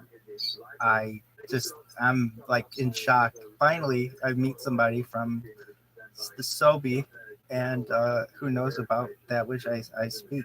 I taught for a little bit in Mishawaka schools. I never taught in Penn though. But they're very good schools. So did you find Penn was a good school? Oh yeah, Penn Harris Madison is a fucking great school. Love them. They got their public schools is just so much private funding. It's unbelievable. So like in high school, the football team got just as much money as like the theater, right? Or choir. Everybody got the same amount. Every department was taken care of. That's great. Rockefeller who'd gone to the Clinton, and Gus Clinton got his ranch in Wyoming, and Do you find you miss it at all? and so Dick Hillary was there, and so then they're going for a walk, and that's when Bill Clinton said to I got Rockefeller, myself he said, kicked out. "You have to you know the story of the Arkansas Cloud Baby?" Towards the end of my senior year, because chicks stole all my CDs. I had like over 500 CDs in this big fat binder, right? She stole all my shit, and then when I got my shit back, I had like less than half my CDs, and she took all my good stuff, right? So towards like the last few days of senior year, and I seen her in the lunchroom, and she had her head down on the table, so I walked up and I slammed my fist on the table right in front of her. She popped her head up, she looked at me. I said, if you don't give me my motherfucking shit back, I'm gonna stab you in the throat. Right? And then so she called her mom, and then the mom called the cops. The cops came to school, and I got escorted off the premises. Still graduated, but yeah, I got in trouble. Threatening to stab her in the throat. But you know what? Nobody's touching my shit. I think you're gonna get away with it. I will release all the UFO files Well, to the people, except for unless it has to do with military secrecy. And that was a big catch. So we made this promise. Fuck around and find out. He did say it. He never used the word UFO. I've always found it interesting. So I live in Southern California now, and like even on like Logan's description of where he lives in Huntington Beach, which isn't technically Los Angeles, but he says Los Angeles. And if you live in like really like within, I don't know, 100 miles of basically any major city, a lot of times you can say, oh, I live in New York or I live in Miami or whatever, and it doesn't have to be 100 miles. No one from South Bend says they're from Chicago. No one. We'd rather be from where we're from. Definitely better, even though it sucks. It's definitely better.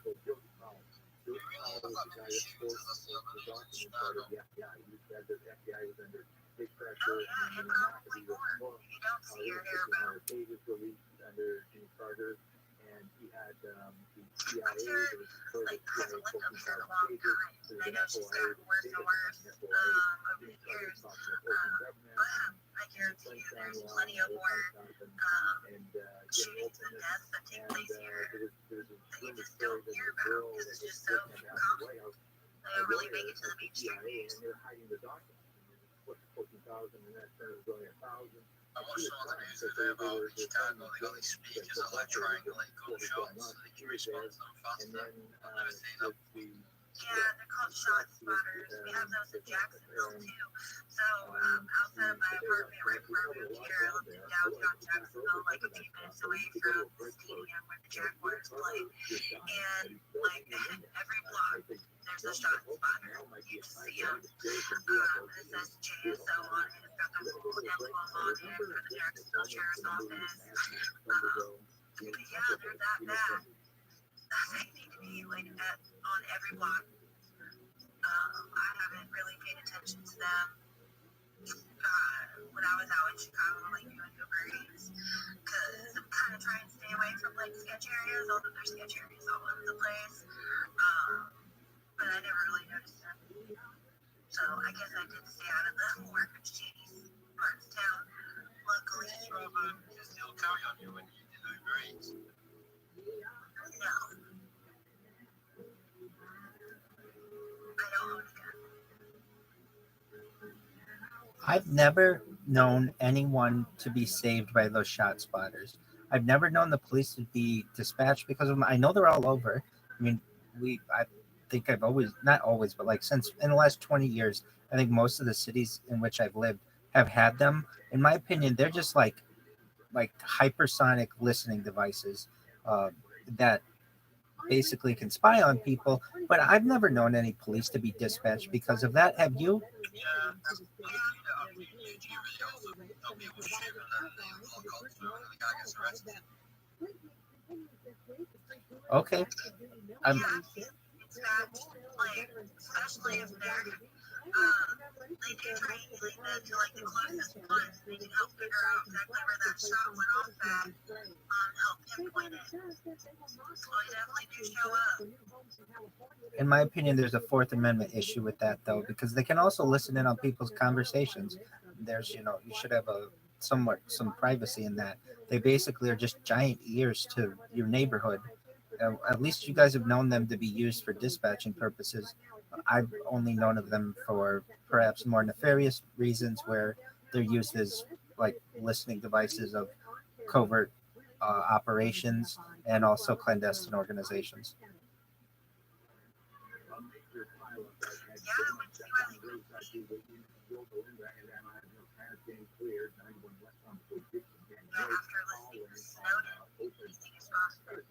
Exactly.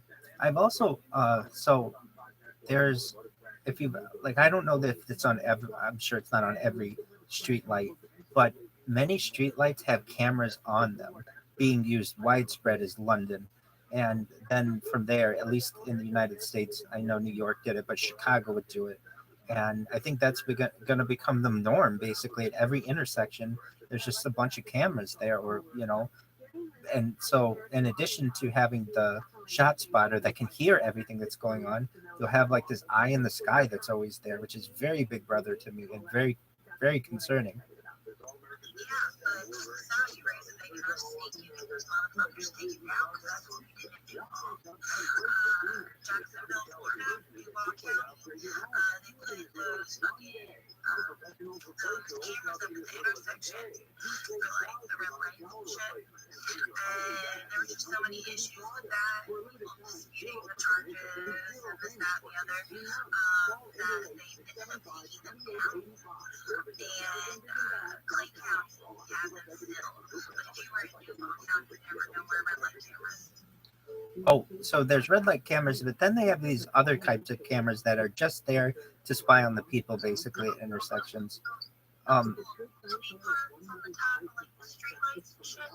They have those as well. So let's talk about the three kinds of cameras, at least I've seen. So they have kind that is just like this little ball that's on the street light, on like every single street light, and no one talks about those. And I don't know what organization has access to them, but like the CIA or the FBI, somebody's got access to them. Then you've got the red light cameras, which is exactly what you're talking about, which, yes, are definitely should be taken away. They cause more accidents than they save. The red light cameras, and yeah, people dispute the tickets. And then I've seen these ones in Chicago that are this. It's like a blue light over an intersection that is just has cameras all over it and basically just watches. But those are not red light cameras. They just watch the people basically. It's very, very big brotherish in my opinion.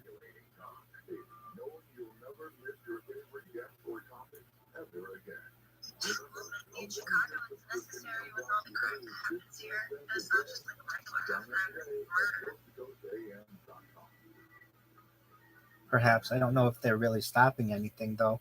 I mean, it seems like it's just gotten worse. Cops don't stop crime. So I had cousins in Chicago, and this was always an interesting thing to me.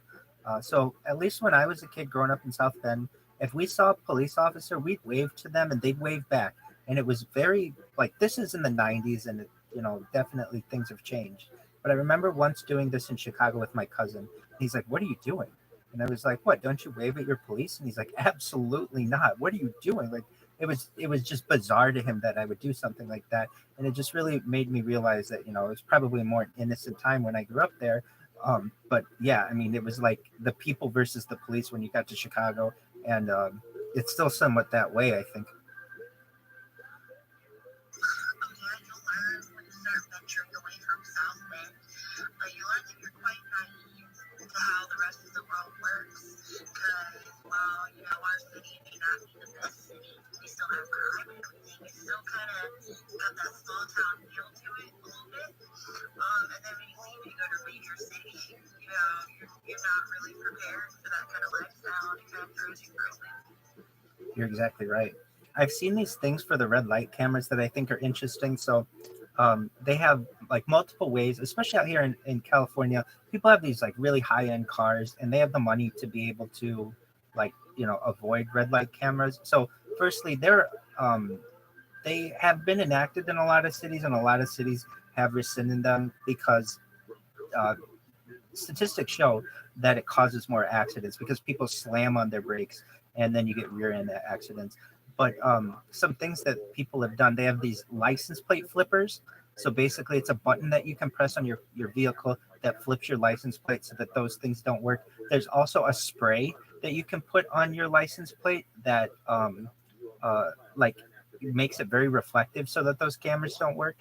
I think, and then also people just get pissed at them and climb up on them and spray paint the actual camera. So like whenever they were being used, they were half the time inoperable because they had black spray paint all over them. And I've seen those actually being taken away much more. and I'm glad to see it because it it makes intersections much more dangerous. Uh, but my concern is still just having these public cameras everywhere.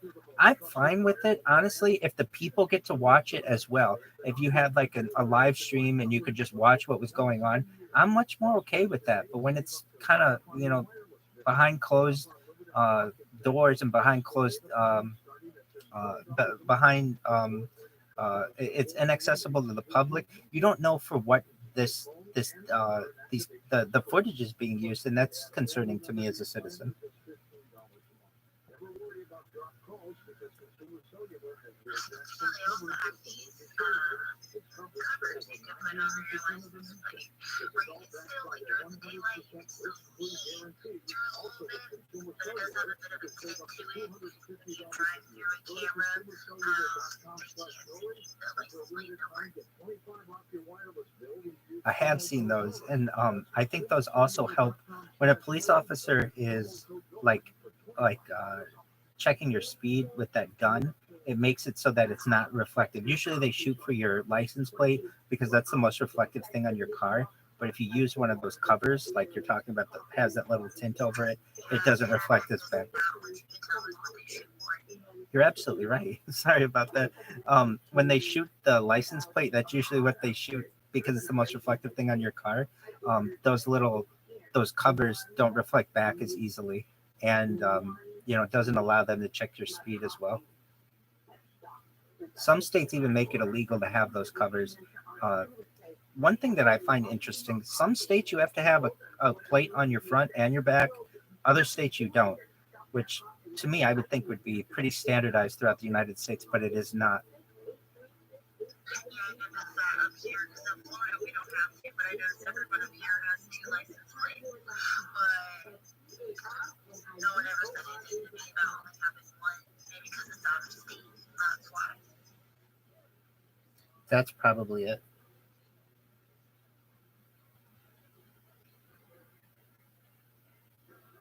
Grant Cameron, as we know, Jimmy Carter is in hospice care. He's been in hospice care for 3 months. He's on his way out. There's no question about it. I got a feeling, though, you may have sent your book to the publisher in the assumption that you'd be probably deceived. If you graduated in 2008, I'm not going to go through all the people I know from Penn, but I'm sure we know people similar, or it's not a big town. What you were saying, I find is true. Yeah, we have crime, or we had crime when I lived there, and certainly it still continues. But there's still a heartland aspect of it. People are generally, I find, pretty good-hearted there. Um, I don't know exactly why, but it seems like it's a little bastion of sanctity. When you go further east, or I'm sorry, further west, as you know, you get into Gary, East Chicago, South Chicago, and it just becomes a lot different. But at least when we grew up, and especially you growing up in Penn District, it couldn't have been all bad. It sounds like you were the one causing all the trouble. I'm kidding. To have your CD stolen is not cool.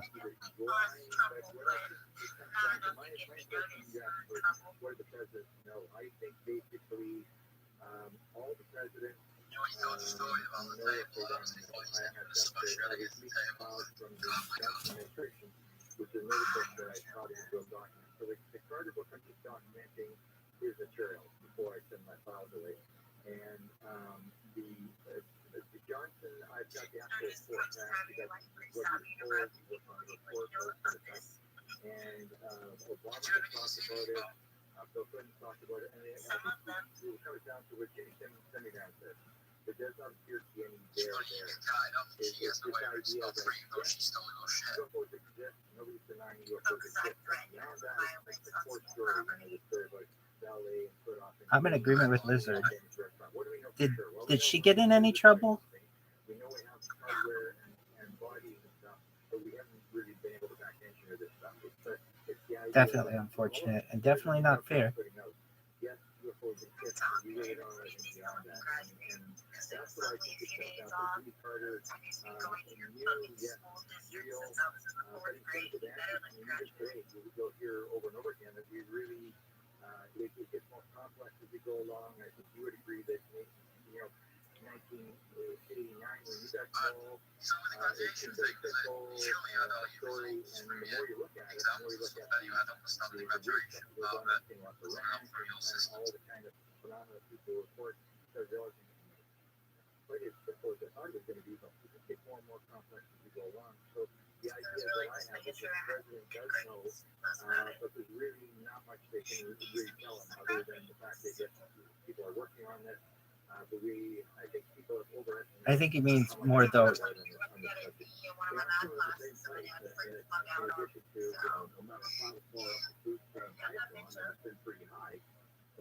I think he means more the fact, well, at least as I understand it, you were so close to the end of your period before you were done that they weren't going to make such an issue that they wouldn't let you graduate.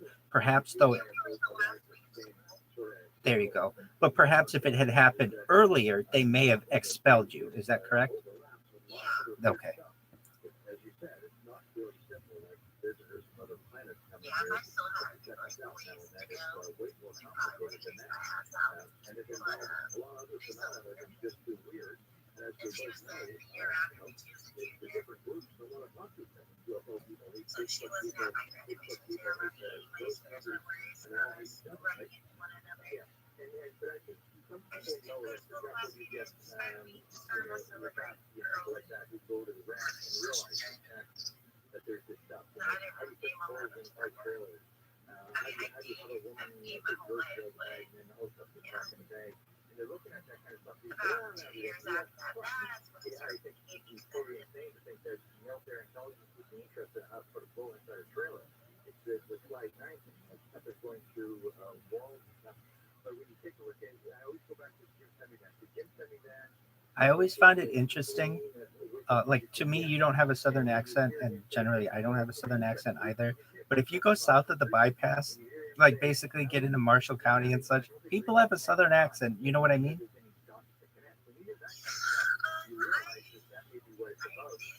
Also, growing up in South Bend, people told me that I had a southern accent. I was like, okay, the furthest south I've ever been is Indianapolis, so that makes no sense. And then I've gone and I've moved to Minnesota also for 14 years now. And I've picked up a little bit of a southern accent. Sometimes it comes out, sometimes it doesn't.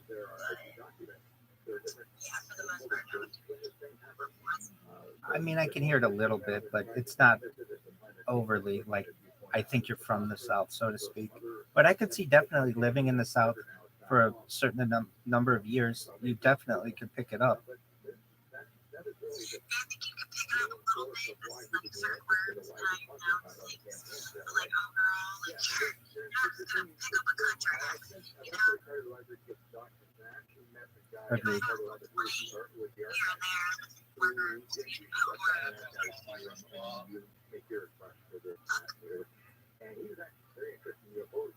Did something happen with your microphone?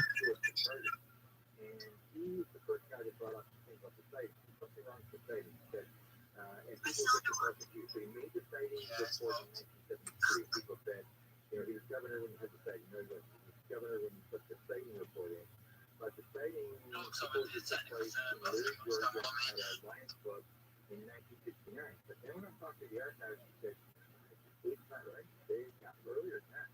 He said, I was in college with Chip Carter, and Chip Carter told me that story. And we were out of college in 1969. So he's saying that the date is... Lizard, I see you're a PC gamer. What are your favorite games? So it comes down to the fact that he sees this object. It's very spectacular. There's So my stats, I pretty much play most things on the LGA game, like Call of Duty, CSGO, Very cool. They have really big communities. yeah, like actually CSGO, really tough okay. But all he never admitted was that yes, it's very spectacular. But they like skill based stats, like a bad Or anything like that. He sort of discounted everything. But in terms of what it was, he always maintained the same thing. He actually said, the UFO that I don't really believe. And that's sort of like he's going to sort of the left lane. He's trying to, be respectable. Bogan, are you there? It's like you like to get the Nobel Prize for, Middle East peace. But when it comes to UFOs, like, no president wants to get now since 1990 or 2017, now it's a different deal. Everybody wants to talk about it. It's cool to talk about now. But before that, you know what it was like. It was like you put your career on the line by doing it. And if you're the respect Heather, can you hear us? do that, go down that road. So he just want to talk about it. He actually made the promise twice. He made it once in this summer with the National Fire. He was on campaign trail in 76 in Wisconsin, and he also made that claim in 76 that I saw a UFO, and I can believe that UFOs exist, and I'm going to get all the material out of this group. Actually went, he promised to be with the group once he got into White House. He got to White House, it was like shut the door, and I traced the correspondence with the group trying to get a meeting with the president, and then the president's busy, he hasn't got time to see you, and he basically shuts the door on the whole issue. So it was something I think that if he were to do it again, I don't think Jimmy Carter would report him. I think it haunted him his whole life. Always becoming the UFO president. I am. But I think he regrets having done it. It's been many times, and even Fox tried to track him down. So they don't talk about it. How about you, Lizard? What's your background? Where he has his father in the wheelchair slowing the line down. And then he got Carter about UFO.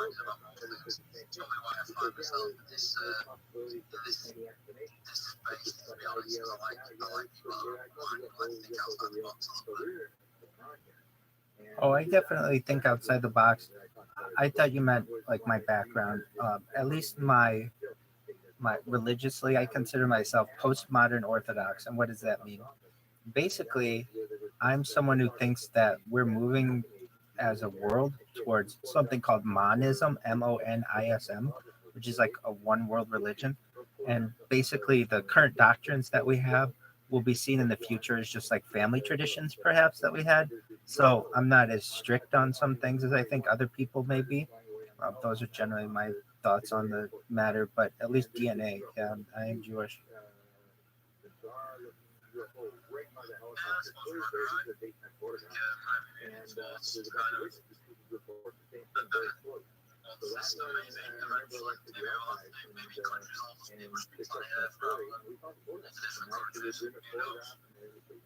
I think so. I think probably in the next 10 years we may see a one world government if Project Bluebeam comes to fruition.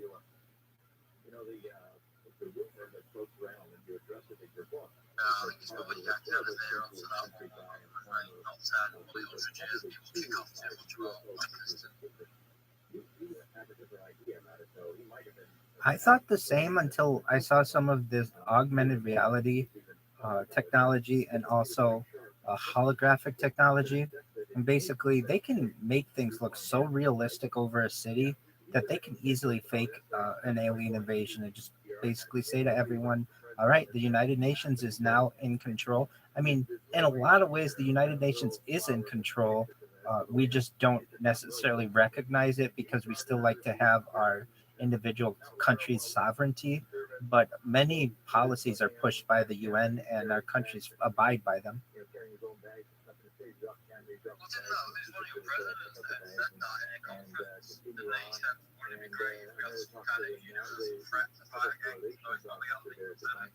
That's correct. It was Ronald Reagan who said that.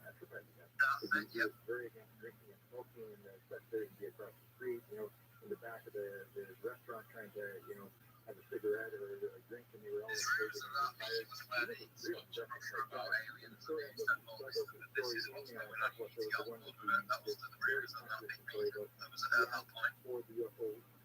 UFO files from George Bush Jr. The way it works is like in the Ford administration, Bush is the CIA director. So it's something that's been discussed amongst presidents. Well, I'm trying to think. Like actually, as we speak, I'm listening to something on the radio. So Jimmy Carter was the first president to discuss actually having seen a UFO, and so that happened before he was elected president. When he was elected president and took office from 76 to 80, basically, he never discussed the issue, but he discussed it after. So there's something like either when you're briefed by the CIA, and the person who briefed him was George Herbert Walker Bush, who would later become president as well. It's basically, I think they say to you, you cannot discuss this due to national security. Ronald Reagan discussed it in that speech. To my knowledge, George Herbert Walker Bush never discussed it. To my knowledge, Bill Clinton never publicly discussed it. George W. Bush never publicly discussed it. Barack Obama joked about it on like Jimmy Kimmel, but that wasn't really anything that was like, uh, I would say, serious. Uh, Donald Trump, to my knowledge, didn't just, well, I mean, really, he didn't discuss it in such a way that I really would have thought it was disclosure. And then Joe Biden hasn't discussed it. Does this seem like an accurate timeline to you? I'm surprised that Trump never discussed it, to be honest. I was going to say anyone's going to do it. I think he's probably more likely to spill the beans. I'm 100% in agreement with you on that one. I think either they didn't share this information with him or he didn't want to be seen as somewhat whirly on this, but I would have thought the same thing. If anybody who would have gone against the grain and had some kind of disclosure, I would have thought it would have been Trump, but there was absolutely nothing about it. Especially when he wants to be elected as well. You're going to have a drop of off, and you might probably do it then, because that's probably going to carry much weight. Agreed. And absolutely nothing. And especially with him running again, you would think that he might want to garner some support with ufology. I mean, he's trying to get as much support as possible, but even still, there's nothing about it. Was listening to the president when he told about aliens and started crying. He shocked him so much. I'm sorry about the names, because obviously never remember anything from that. I'm sure, I think maybe. Either one could be. It's been, at least in discussion since the Truman administration. Even before then, but Truman's really the one who kind of made it. It would have been like Roswell and such during his administration. But and then there's of course the Eisenhower meeting in 1954. Allegedly, like I've done everything I can to look up information on this one. Okay, so you had President Dwight D. Eisenhower, who was like one helped to win World War II, especially in Europe. He takes over as president after Harry Truman, and allegedly in 1954 there was a meeting at Edwards Air Force Base here in California where there was some kind of exchange, knowledge exchange between an alien race and humans, and we got a bunch of technology from them, and in exchange we signed some kind of galactic agreement that said that these aliens could continue to do the abduction program. And so a lot of people think, in addition to what we got from the crash at Corona or Roswell, and we were able to reverse engineer a lot of that technology, we got many of the pieces of technology that would later become transformative in today's society, like the computer, but the transistor, and perhaps night vision. I mean, I've even heard like night vision came from reverse engineering the eyelids of an alien. I don't know how true that is, but apparently, like at least from what I understand, one of the presidents actually was like face to face with these beings, which is fascinating to me. It's a bit of a mind experiment for me, but I've heard all that before. What would you have done if you was president of the United States and you had the Nordic land and say we're going to push humanity forward, you've got your ideas, and then you also create say we're going to give you technology, we're going to do people. What would you have chosen? Well, I don't know if you really have a choice when you have such a powerful entity. I mean, if you say no, then they're just going to do it anyway. So at least try to get something out of the exchange. I think personally, I would have tried to brace the world for it and announce what was going on. I'm just generally a nice person or an honest person, and I wouldn't want to live this national security type of life that we've had to live since then. But I guess you would have to do what the aliens would want, and I imagine that's what they wanted, which is to be able to continue this abduction program. What would you have done? It's a great question. I would probably go with the Nordics, to be honest with you, because if you landed these spaceships in your front yard, we can't do each other not much against them anyway, so I probably would have gone with the Nordic option. Disarm. Only because Grey's are sort of creepy as well, let's be honest.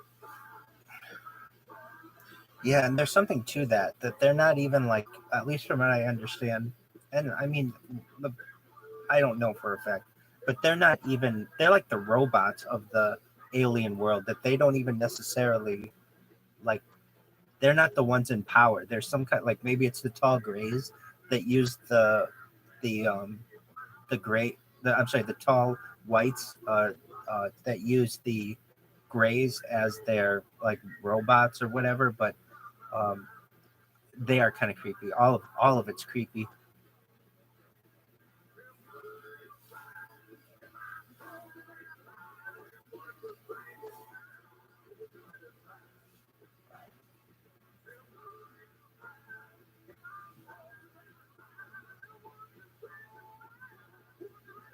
Come back, Logan, so we can have a co-host and invite people on stage.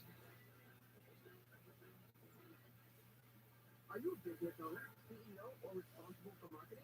If you are, iHeartMedia can help you reach your goals and find new customers. We reach more consumers in those I'm interested if you're a rabbi, what do the Jewish people say about aliens? customers more cost effectively.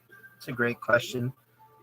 Well, I know when I first was interested in the topic, I would ask rabbis, and really, at the time, I was in a very Orthodox Chabad synagogue, and I was told that there's only what is here on earth, and not to peer into what might be in the stars. That all of that will be answered basically when Mashiach comes, or when the Messiah comes. And so I know it's a lot more earth based. However, so that's what the rabbis say. But when you talk to the people are much more open minded about the topic, just like you and I are. And I mean, as a Jew, I would say that one of the things that we are taught is to always be questioning.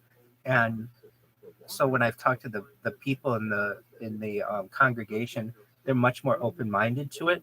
I really think that the rabbis are somewhat open minded to it too. They just can't publicly be that way because they will be seen as nuts by their colleagues. I know one time there's a famous documentary called the Top Secret KGB UFO Files, and I was there was one part of it where you see a UFO in front of a plane, in front of like an F-16, and I took this video and showed it to a rabbi, and it was like he knew what I was showing him wasn't fake, that it was real, but he didn't have an answer for it, and that's why he said there's only God and what we have here on earth. But I could tell he was just kind of feeding me a line because he's a very inquisitive person himself. So I think that it's kind of a political, it's kind of political. It would be similar if you were to go to a politician and say, hey, what do you think about, if I showed a politician the exact same thing, they're going to say, oh, there's only what we have here on earth. Of course, the science is settled and we know what's going on. But in the back of their mind, there's a lot more that they'd want to tell you, but they're just a public person and can't necessarily divulge what their personal feelings are. Does that make sense? Yeah, it makes perfect sense. Because if you look, like we say, they're only from Earth as well, maybe they are from literally from Earth, the rituals of the planet. They're really very convenient sort of thing. Goes to places like that, you would as well. It's an excellent point. It's kind of like a loophole you shoot with you, mate. It's like, yeah, they're only from Earth. But when you think about deeper, yeah, they are literally from Earth. They're with us for a long time. Agreed. What do you think of disclosures around the product? Because I personally don't think it's absolutely easy. Would it be possible for you to repeat that, please? because people keep saying the disclosure is just around the corner. However, I don't think so. I think it's actually years away because of the money involved. But I think that chances are that it's going to be close soon. I think that we're in what's called slow disclosure, so that there perhaps will never be a day where you have the president or prime minister who says, yes, aliens have landed or they've been here since 1947. I think that it is just that slow disclosure that you get little bits and pieces of what's going on. And perhaps you may have celebrities and people who start to speak out about it or to discuss things. But again, it's slow disclosure. I'm somewhat like how you are, that I don't know if there'll ever be a day, or maybe it's a long time from now, where someone makes an announcement. But you're right, there's a lot of money that's involved here, particularly in the in like new types of science, or they're only hypothetical types of science at this point. But perhaps like anti-gravity. The idea of anti-gravity alone, let's just take that one, would absolutely revolutionize the way wars are fought. Because if you can control gravity, you can create force fields, you can create levitating um, types of vehicles, and that changes a lot of things. I mean, it would change so many things on Earth, that to actually recognize that it's a thing would definitely disrupt the current powers that be. And I think we're in agreement on that. That's why they don't allow anything further to get out about it, even though they allow people to discuss it. And it's in my opinion, it's almost like an open secret that people know about it. You just can't watch it on television. And that's what people want. They want someone in power to discuss it on television or on video or on some kind of platform, and they don't. And that's what's really frustrating. But if you talk amongst the UFO community, the issue is settled. What are your thoughts on that? I think you're 100% right. I don't know anybody human races, the ability to weaponize any new technology is insane. So, like, even when you're thinking, I'm thinking about move this that close to the speed of light, destroy this, just our ability to make weapons is unbelievable. Where we just bend any technology to do stuff and kill stuff and destroy stuff is some of your choice of the government. But like, if you watch like any kind of like artillery going off or missiles, anything, I think, oh, that's so cool. But really, it's just a killing weapon. It shouldn't be so entertaining, but it is. I'm in agreement with you. And it's kind of one of those questions out there that they can use, I say they, the powers that be, can use to discredit people. Like, and you've heard it, I'm sure, as well, but they'll say, oh, it's like you believe that, the earth is flat and that there are little green men out there. And it's like they just use this in a like casual way to make people who believe or actually like have a lot of research done in the field to just discredit people. And I think it's unfortunate, because the science isn't settled on ufology. In fact, it's quite an open matter. But if you're the one who has access to all that technology and you don't want other people to know about it, then whenever anybody brings up the issue, you just basically say that that's been debunked and laugh at them, and it becomes a joke. And that's what they do. Yeah, and it's like they always debunk it, and then they go straight away, start researching it and investing millions into it. So, as soon as any government debunks something and spends lots of money trying to research it, they actually truly do believe in it.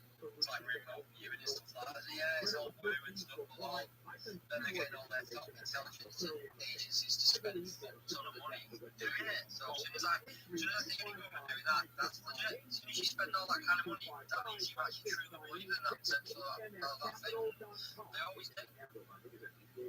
Agreed. And then there's the question that people would raise: for how long have you known about this? And it would be like, oh, for, I don't know, like at least 80 years or so. I mean, even more than that, but let's just say they said that. Would be like, well, wait a second. Why haven't you been sharing this information with the world? And it's like, oh, then they have to get into it's a matter of national security and all these other things. But basically, there'd be past repercussions. People would perhaps, I mean, I know I would want to put people on trial. I think if they came out and said, hey, there are aliens and stuff, people would be very satisfied with that, and perhaps would say, look, we're not going to prosecute people for keeping this a secret in the past, but there would definitely be people who would say, I I want people to be prosecuted over this. I know what one quote of George Herbert Walker Bush. This is George Bush, Bush number 41, who was president from like 1980 to 92. He said, if the American people knew what we had done to this country, they would hang us by our necks by morning. Basically, there's been a lot of secrets that these guys have kept behind closed doors, and if they actually allowed that information to get out to the general public, people would want to take vengeance on them, and so they just absolutely will not let this get out under any conditions. This is why I think it's going to be this 75-year rule is probably a bit short. You know, they say all disclosure within 75 years for us, well, not all lies, but a lot longer time frame. So everyone truly involved is well gone. Because, you know, I can see people coming back for vengeance from family members and all sorts. If you've been bumped off by someone, the amount of like people we know is that been bumped off with suicide themselves, I think it's bollocks. I'm in agreement with you on that one. That opens up a really good topic. So I feel as if, I mean, you hear all these people who have said, they'll never commit suicide, and then like the next day they commit suicide, and then there are no inquiries into these deaths. And I don't know how it is in the UK, but at least in the United States, and this was a surprise to me, you don't have to be a doctor to be a coroner. You just have to be elected. So you literally could be anybody, and so long as you're elected to be coroner, you are essentially the head of forensics in your little community. And all they have to do is make sure that that person is bought and paid for, and you can kill anyone basically, and have absolutely no repercussions because of it, because you know that the person who is going to conduct the autopsy, the coroner, generally is in your back pocket. So they'll say anything is a suicide, and it's like, sometimes these people have multiple gunshot wounds to the back of the head, which is just generally impossible to have with a suicide, yet it still is ruled as suicide. It's really, really unfortunate. And there's a very famous case, Gary Webb. He wrote for the San Jose Mercury, and he um, basically blew some of the whistle on the crack cocaine epidemic. And when he started writing for the San Jose Mercury, uh, it started to make waves, and the CIA didn't like it. And basically, he was found dead one day with two gunshot wounds to the back of the head, and it was ruled a suicide. And to this day, it's ruled a suicide. And it's like, no, that's impossible. Like, that can't happen. But then if you want to raise any questions to this, it's like, okay, so you're saying that there's some massive organization that's behind all of this. It's like, yeah, we are saying that, but then you have to dig into all of that, and they're never going to have a trial for that. It would have been a hitman who would have killed them, perhaps. And so, in order for these things to be really, really organized and easy to be swept under the rug, they just say, oh, it was a suicide, and that's done. There are no trials. There's no evidence that's ever brought up in these things. And it's like, oh, well, they just had mental issues. And I'm really sick of that kind of response that we get out of our elected officials and media, that where they say, oh, someone just had mental issues, and then they're dead all of a sudden. Like, and we're supposed to think that that's okay, particularly when people have spoken out and said, look, I will never commit suicide. It's something that I won't do. They've done this on camera. They've done it on some kind of recorded device. And then all of a sudden they end up doing it, and nobody raises any question to that. It's really unfortunate. In fact, I can't think of a single case in the United States, I'm sure it's happened, but where something has been ruled a suicide and then they actually dug into it more to actually see if it was a murder or not. It just doesn't happen. Once they say it's a suicide, it's like, oh, well, we're all done from here. And they have a funeral and it's done. I think it's far too neat, and I really wish that people wouldn't take it. But we're so, I would say, I don't want to just say brainwashed, but powerless in the situation that we just have to take any of the news that they give us. Is it the same in the UK? With the coroner thing, I'm not 100% sure. It's specifics on how long. Even like you said, it's a perfect system. You've got the guys that's now died. Yeah, system is died. I mean, in Russia, they don't even bother with that. Just throw you out the top of an office and say you fell through the window.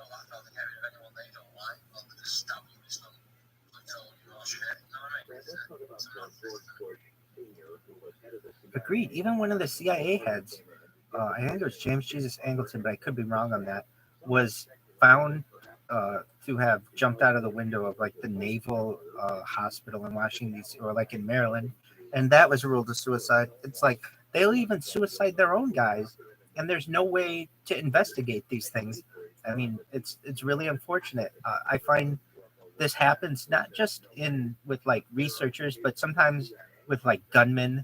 That it's all very neat. But I really think the reason why they do it is because they don't want a trial. Because evidence comes up in trial, you have witnesses in trial, and that's just not something that they want. It's much easier for them to just basically off you, and no one raises any questions. The only thing that you'll ever get, perhaps if you're lucky, is a little snippet on the news, and then that's it. There's nothing more to it, and then everybody goes about their lives because we're all so busy doing everything else. And only maybe decades later will people investigate what actually happened and say, hey, maybe this person didn't do it themselves. But in today's day and age, I think that's the way that they want people. When I say that the powers that be, they want people not asking questions. And so if it's ruled a suicide, well, there's no questioning that.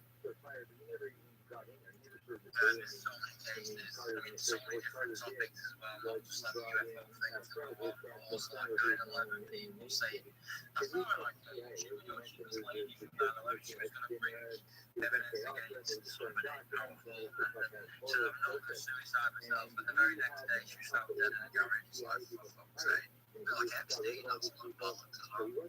I agree. In my opinion, Epstein's still alive.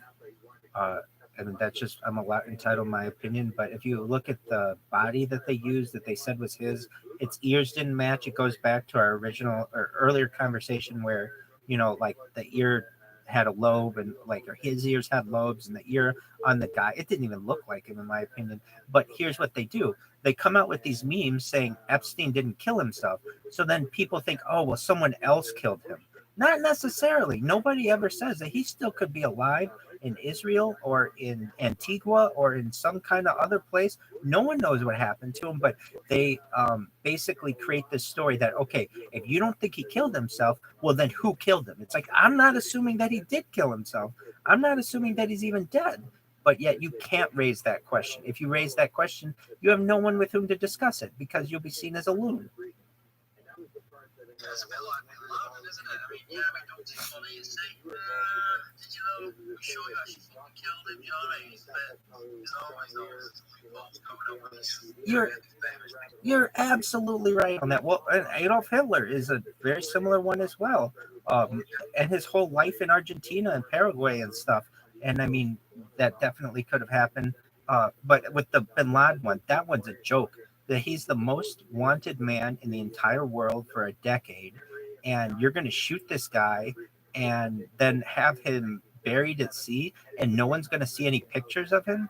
I mean, it's just ridiculous that you wouldn't say, hey, of any person that we need to come out of this, what are the words for which I'm looking, of any person that we need to preserve their life for a trial, it's Osama bin Laden. So whatever you do, SEAL Team 6 or whatever, when you go into his little apartment or whatever, don't kill him. Like, in fact, I would have just even said, you don't even get guns to go in there. We want him alive so much because we want him to stand trial. That's what a rational person would say. But no, it was all too well done, or too easy to do. And there was something about this too. When he was killed, it was like, I want to say that it was like late April when they announced it. And then it was the royal wedding that started right in May. And so like nobody got to like have any discussions about it. And it was a big distraction.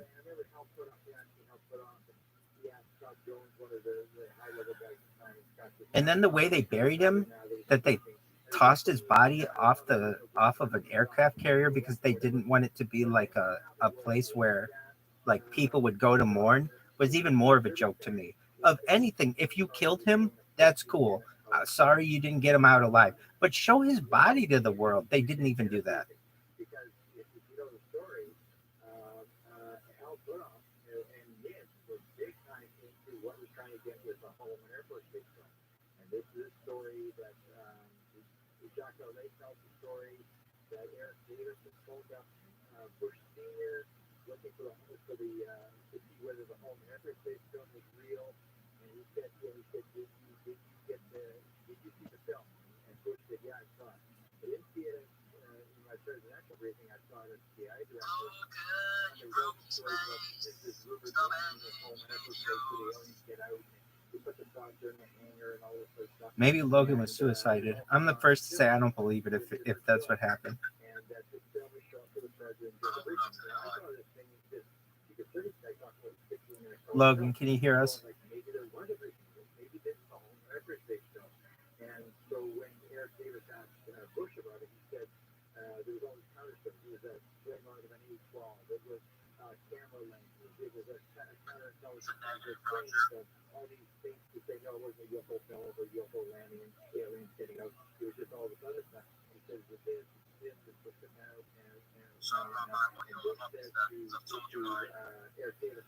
Well, first and foremost, I stream my life all day, every day, and I've been doing so for almost 2 years now. I'll celebrate 2 years on June 6th, approximately. So that's more data than any person's ever put on the internet, which I feel is quite interesting. It's like a time capsule of what society is. Since the end of the pandemic, we've seen the death of a queen, the birth of AI, the coronation of a king, and everything in between. So, I mean, really, that takes up the far majority of my time is live streaming my life. When I'm not doing this, actually, the way that I started doing it was golfing. I like to golf, and I was at Tiger Woods' golf course in Orange County here, and I would hit golf balls on the practice range, and I noticed some of the things that I was saying were pretty funny, at least to me, and I thought maybe in the future my family might want to see this. If I ever have a wife or children, they'd want to see what their dear old dad was like and perhaps have some of this footage. So I started just archiving that footage and then realized that, one day as I was doing this, I might want to continue. And so I started up a YouTube channel and then I started up 6 of them. So I would say definitely before I would stream my life, I'm an avid golfer. I really like technology. So studying like technology futurism. I like esoterica as well. I'm a Freemason. So that took up a lot of my time as well, doing that. I'm also a Shriner, which takes up time. But I'm a member of some of these community groups. Additionally, I just like I like politics and things, but I like being, I like debate, I guess. I like hearing different sides of an issue and making up my mind on that. And I like to research things. And ufology is definitely one of those topics. So I definitely have ufology as an interest and a hobby. How about you? So pretty much this UFO's like Twitter things have got to me big time. I just find it to be the best subject ever. To me, it becomes true and it becomes like feeling flat as far as it's official. My diabetes is fixed straight away. You know what I mean? All the technology changes. We suddenly don't have to get slow out and smoky trains to work every day. We don't have to put the ocean plastic problems sorted, food sorted, all this plastic fixed. I mean, it's just the biggest subject of all time. Bigger than religions, bigger than anything. It would literally change our planet literally overnight. So I find it's such a big subject. I am interested in that Freemasonry thing you were talking about. I want to know a bit more about that. Certainly. So I'm a Master Mason, which is the highest level within the Blue Lodge. Essentially, it is not, well, this is what is said. It is not a secret society. It is a society with secrets. It's the oldest fraternal organization in existence. It goes back to 1717, but even before then, there are discussions that it even goes back to the creators of the pyramids. And Awesome. Well, I was literally about to say, I bet you guys build the pyramids because you have a guild that builds them. You're going to get the most professional guys to do it. You're not going to have one cowboys build these pyramids, especially if you're like a god emperor. You don't have all the slaves build your pyramid. I'm so glad you mentioned that. certainly, so really the way that like the history of it, you had basically Egyptian mystery schools of how to build things. There were religious aspects of it too, but it was how to build a pyramid or how to build a structure in a way that it didn't fall. And these were like architectural techniques that weren't taught to the entire community. It was just taught to a certain segment of the community. Of course, that continued in kind of undercover to some extent in Rome, and then after the fall of Rome, and then it really got big into the guilds. So when they were building the cathedrals in Europe, you would have like it's like let's just take the Cathedral of Notre Dame. It you just can't build that if you are a novice, and so there's some kind of architectural knowledge that you needed to have, and eventually that knowledge was passed into guilds, and there'd be trades, and you'd have apprentices, and eventually you'd become a master craftsman, and you'd be able to design these things and these cathedrals and other types of buildings. But that knowledge was seen as important to the the wealthy individuals of the society as well, and so um, some I would say some leeway was made so that more influential people could join these guilds, which eventually became Freemasonry. And then it's no longer as much architecture related, though there's a lot of architecture in it, but it's more now like a civic organization. It is, some people say, oh, did Freemasons rule the world? Most Freemasons will say no, of course not. And I'll say the guys who I know in Freemasonry don't. But I will say that it is and whenever you have any kind of secret society, things can go on that are outside of the public view. And I would say that it definitely has a lot of influential people who have been members of it. And but if you go to your local Freemasonic lodge, it's just going to be a bunch of old guys generally who are retired, who may be somewhat powerful people in your city, but the things that they discuss are golfing and their grandkids and, kind of like more basic things. Though that isn't to say that if they aren't the top echelons of society where you are made a member. And essentially, it is something that if you are a man over age 18 and you believe in some kind of creator, you don't have to believe in God, but you just have to believe in some kind of creator. You're seen as someone who's not insane. There are some other things, and it depends on the state. You can join. Is it um, the best thing in the world? No, it's a lot of work, and it's kind of boring, honestly. But it is really it's a nice civic organization. If you're interested, I'm sure there are probably local lodges. One thing we don't do is we don't recruit. So if you're there's a saying within masonry, to be one is to ask. So if you're ever interested, just ask a mason, uh, your local mason. But one thing that it doesn't have is women.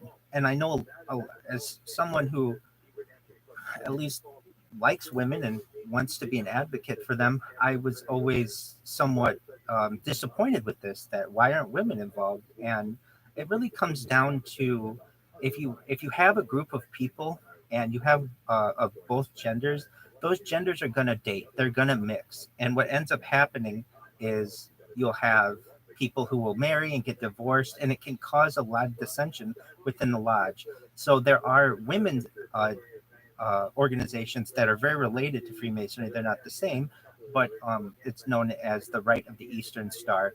So there are women's aspects, women's organizations that you can join that are like brotherly, sisterly organizations. But overall, I would say it's an enlightening process. You learn a lot about geometry and sacred geometry, if that's of interest to you. But yeah, it's kind of one of those things that it's an interesting part of society that I always had interest in. The way that I joined, I didn't know any Masons, and so what I did, but I always had this like would hear about them and how powerful they were and things. And so one day I just wrote a letter and put it on a lodge door, and um, a member of the lodge contacted me, and as they say, the rest is history, basically. But not a lot is known about what goes on inside the lodge. I can tell you this though, it isn't, at least in the lower levels, as nefarious as it may sound. But that's not very, that sounds real small stories, man. It sounds, yeah, you mentioned the sage, very Charlie described it. Is there some power from shades? There's some kind of energy that can be clean like rays from the hands of shades. We see them on everything everywhere. Those are usually more fascinating about cabinet and everything. What should Yeah, so that was one of the major reasons why I joined, is I would see different shapes in even like corporate signs or ancient signs, whether it's the circle, the square, triangles, the like the hexagon. And I was always interested in like, why were those chosen? What were their meanings? How were they made? And so yeah, you learn some of the histories of those things, or like certain patterns. Like I would notice like checkerboard patterns, and I would be like, well, why is that used on that floor? Or like I would see like a coronation of a king, or anything really like royal related. It all had a certain type of order, and I was really interested in that order. Additionally, at least in the United States, some really prominent presidents were Freemason, including like George Washington, and non presidents as well, Ben Franklin. And it was interesting to me that like, why would these guys want to be a part of this organization? What is it? And it really, as you learn about Freemasonry, there you learn about the different patterns and why they're used, and they all have some hidden meanings. Um, I can't disclose them. I mean, just it, it's nothing though. I would say that you can't look up on the internet.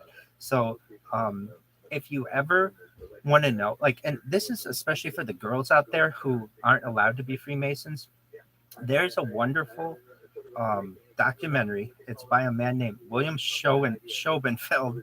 Um, it is something like that is his name. All you have to put into Google is the truth behind Freemasonry. And this guy was a former Freemason, though that's not really a thing. Once you're a Mason, you're always a Mason. But he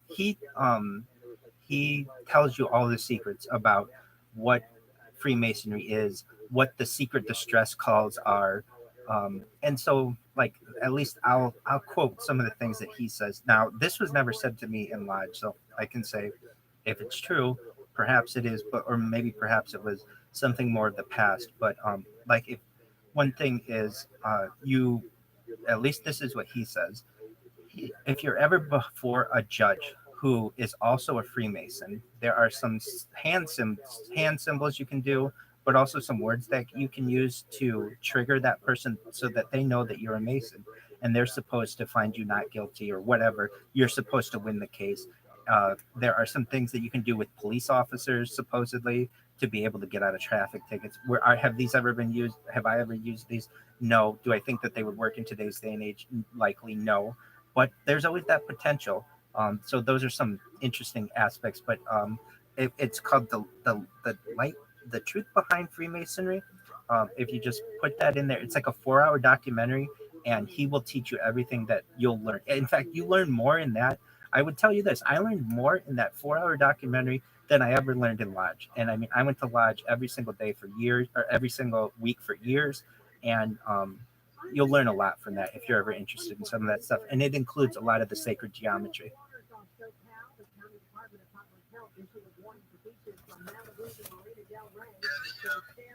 I know it was going on the outside. It was a picture of how they started getting put on bills and then flashed them on Twitter. It was an aerial picture looking down on it, on the ground for a shape of faces. And I was calling these straight away because I thought it basically related to that. So I'm surprised it's still involved with all the bills and all we've all places. Yeah, so it's very um it's very, I would say a lot of architects are Freemason, just because a lot of that secret knowledge comes from uh, ancient architects and has been passed down. I am going to um, put in the chat this documentary just because I want everybody to have an opportunity to see it. And so if you are interested, it is 4 hours or so, but it'll teach you all the stuff that you'll ever learn in Lodge. Just one moment.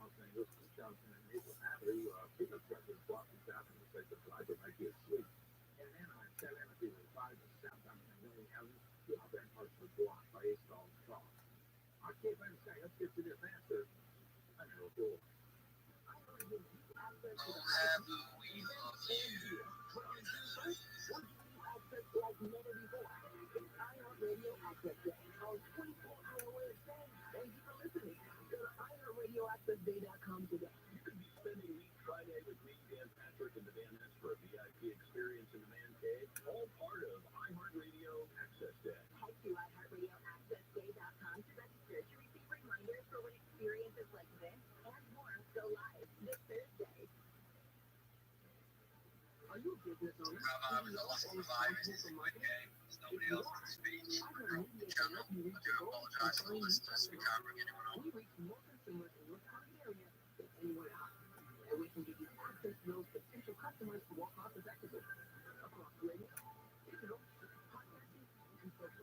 We'd love to send you out IR Media to work for you. Get started today at IRAdvertising.com.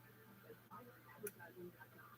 As you are, they know going the extra mile takes hard work. And for companies pushing to go further, you want to go the distance with you. 24/7, they answer the phone to get you the shipping and industrial supplies you need.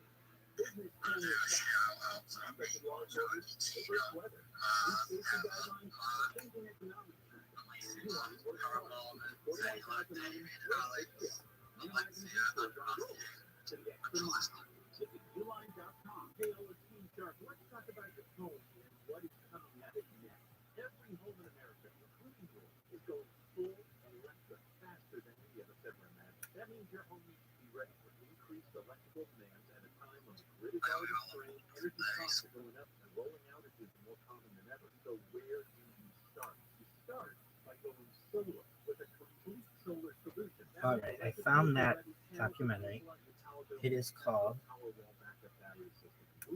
The Light Behind Freemasonry. It's by Bill Schoenbellen, and I'm going to post that right now. And the reason why I do is this is he put this out, so he's the one who tells you all the secrets about it. And thus, as a Mason, I can't get in trouble for it. But I really feel like it's unfair to a lot of women out there, particularly, that they're not allowed this information. And I would, if I were a woman, I would want to know everything that's going on in the world, and it's unfortunate that they aren't allowed in some ways. So, you know, if you want to know what's going on, this is more than you'll ever learn in Lodge. It's very interesting. I think you just want all the hot women in the lodge. I'm tweaked out things, you know. Well, I want that too. There's definitely that aspect of it. But no, if one thing that I do on my stream is I'm a big advocate for women. This hasn't been passed in the United States, but it's called the Equal Rights Amendment. It was something that was proposed in the 1970s and never was passed, particularly because it would have caused some issues with, like, you know, male and female restrooms and some other, you know, like, will women be eligible for the draft? But I think we're past all of that. Really, as an advocate for women, particularly, I know what I go through on a daily basis with different platforms and how they can cancel your account really for any reason. And so in particular, I know, so I live my life on the internet. I'm live right now on 6 different YouTubes. And I know if I take off my pants, like, and show my genitalia, my account will get banned. I know if I take off my shirt, I have no issue. However, if a woman takes off her shirt, she will get banned as well. And I think that that is unfortunate. I feel that the technocracy, or the, you know, corporations that run these platforms are de facto discriminating against women. And I don't think that is right. If you are a man and you are at the beach, you can go on Instagram and show those pictures. However, if you do the exact same thing as a woman, you'll get your account banned. I don't think that that is right. I'm about equality, and I don't think that it's right to be able to discriminate on the basis of color of your skin or any skin for any reason at all.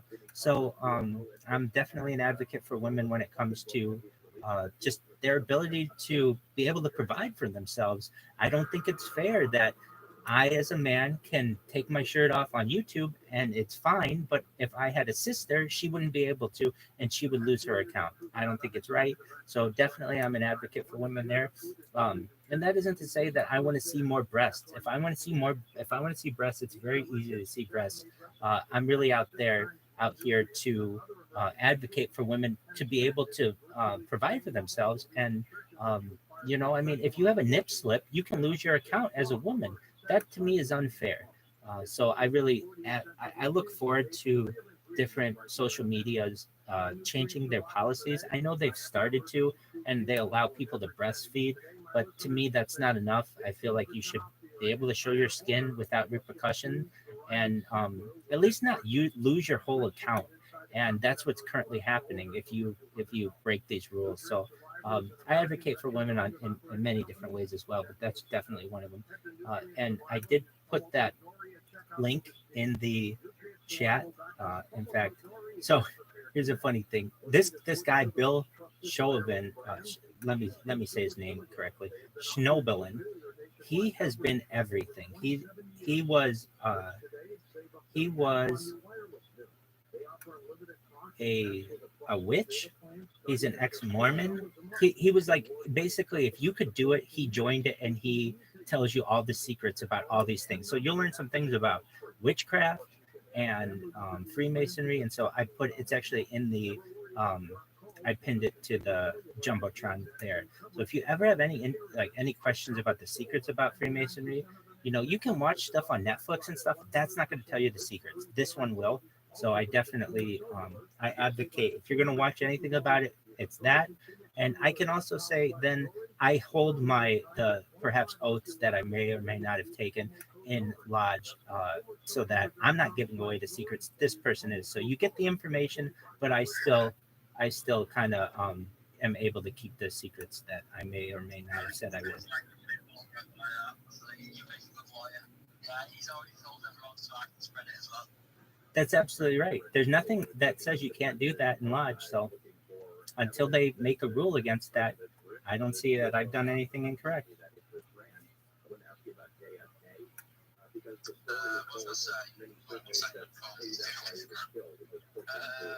so you're basically living a true show.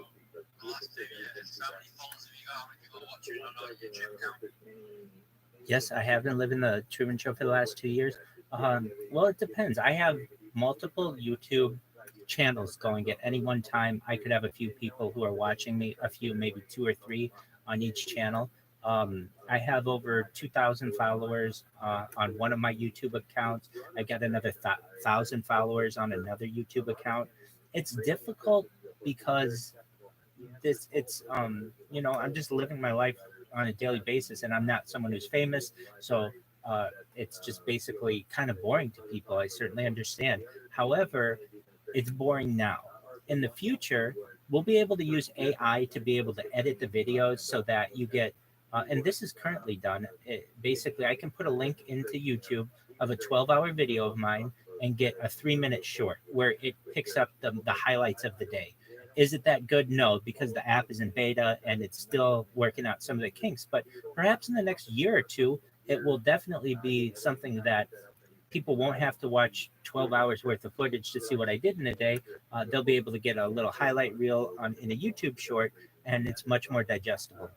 And I mean, what we've just discussed over the course of the past few hours is really interesting information, and a lot of people would be interested to see it, but they don't want to watch 12 hours of me, and perhaps 8 of which I may be sleeping. And I certainly understand that. So I look forward to AI to be able to help with a lot of this, particularly the editing. I like to say I'm all content. I don't have time to edit. Have I edited in the past? Absolutely. But it can take, hours to edit a video, and that's just not prudent when I and really just doing this to get out as much data as possible. And according to The Economist in 2017, and I'm in agreement, data is Earth's #1 resource. It's more valuable than petroleum, than gold, than platinum, than anything. And I really think in the future, people will study this in an academic sense. They'll watch what my eating habits have been. They'll watch what my sleep patterns have been, not just mine because I think I'm great. By no means anybody who would have done this, because it's such an amount of human data. We've never had this much to be able to study. And particularly, I don't just stream on one stream. I stream at any given time on 6 different streams, and that's just on YouTube. I also, and like, why do I do it on 6 different streams? I like to have different angles because I think in the future people may want to live my life virtually, but also I want to make sure to capture everything in 360 degrees. So I have cameras in front of me, I have cameras behind me, I have cameras to the right, to the left, I have a camera on the ceiling, and I have a camera that records what I'm doing on my computer screen. So basically, you have like a virtual world of mine, and if you'd like to in the future, to be able to see what life is like, and in the same way that people have documented life through cave paintings, the prehistoric times, and in mosaics, um, and then in the first photographs, and then the first videos. We look at those in today and consider those to be really, really important for how society was viewed. And I really think in the future generations from now, perhaps will think the same thing of what I've done now, because they'll be able to watch it in a really nice edited form because of AI, and really have a nice grasp of what life was like, in addition to many of the things that we don't currently know that cameras can do. So right now we just see cameras, it's like a um, two-dimensional portrait or like image of someone. But cameras will improve to the point where you'll be able to zoom in on things like at a really amazing rate. You'll be able to take the like, perhaps my cameras aren't always in 4K and things like that, but in the future, all images or all video, you'll be able to make 8K or whatever you want, 4K, 8K, whatever, instantaneously through AI. Additionally, you may be able to see what I'm thinking in my mind using AI in the future and different types of cameras, perhaps augmented reality aspects. You'll be able to know what the temperature is. You'll be able to know what my temperature is. You'll be able to know like the wind speed. There'll be all kinds of things that cameras will be able to detect in the future that we can't currently. So I'm banking on a lot of that, and perhaps one day I may be the most famous person on earth, and perhaps as well the wealthiest person on earth, because if you go to the Bill Gates quote of the 1990s where he says content is king. Well, if that's true, I have more content than any person's ever uploaded in the history of the internet, and that may perhaps make me a wealthy person someday. Thank you for because before you mentioned about speed cameras annoying it, and now you filmed yourself for the last 2 years. I don't see the crossovers. Can you repeat the first part of your question? Yeah, so how do you deal with privacy? Because before you mentioned about cameras on speed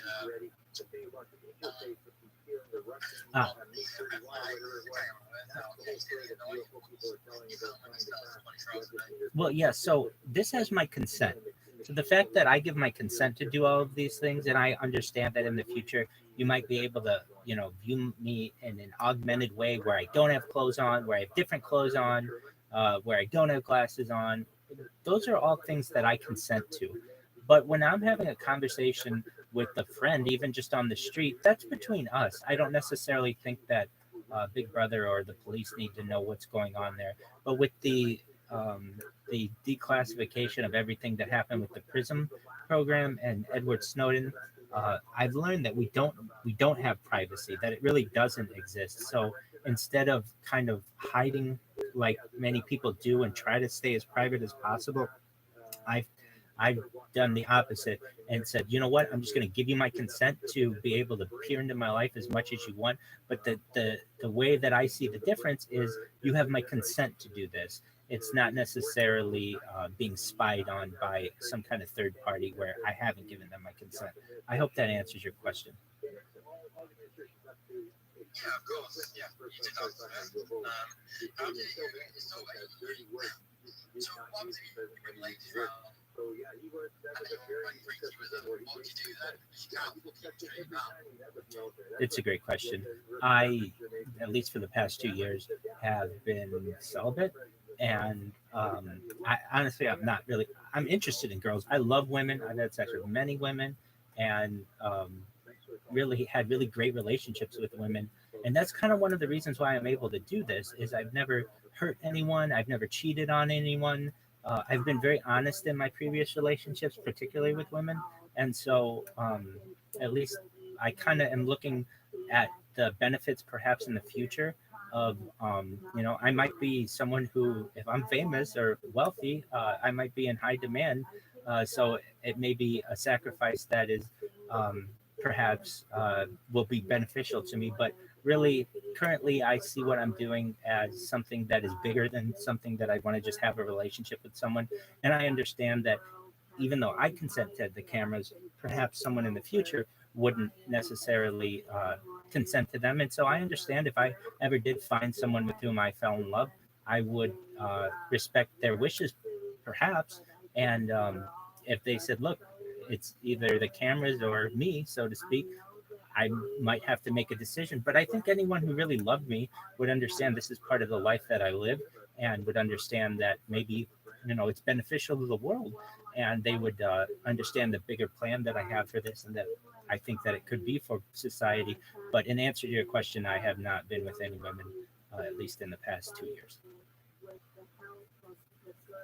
Or men, without anybody. Let me make that clear.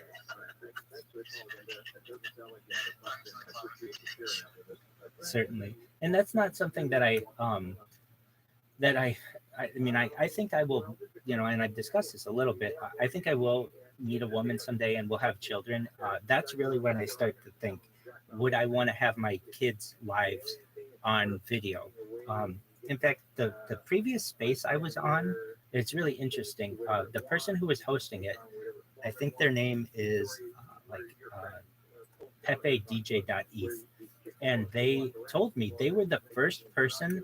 They said, I think it's really interesting that you stream your life and you're like the Truman Show. They said, I'm very much like the Truman Show myself.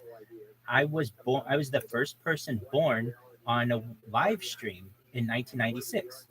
And I thought that was really fascinating too. And that's kind of something that I've contemplated in the future. Let's say I found a woman who was, okay with us being, I'm not saying everything in our life has to be on camera in the future. I think that, I would respect her wishes, certainly. But if we wanted to have children and such, would we want to have our whole lives on camera? Perhaps. And if we did, we might want to have that moment on camera as well. And, a lot of people do this when it comes to their home movies. They just don't publish it for the world. That's the only thing that I think kind of makes this any different, is that I just have no issue with other people viewing it, because I think there's a lot to learn from it.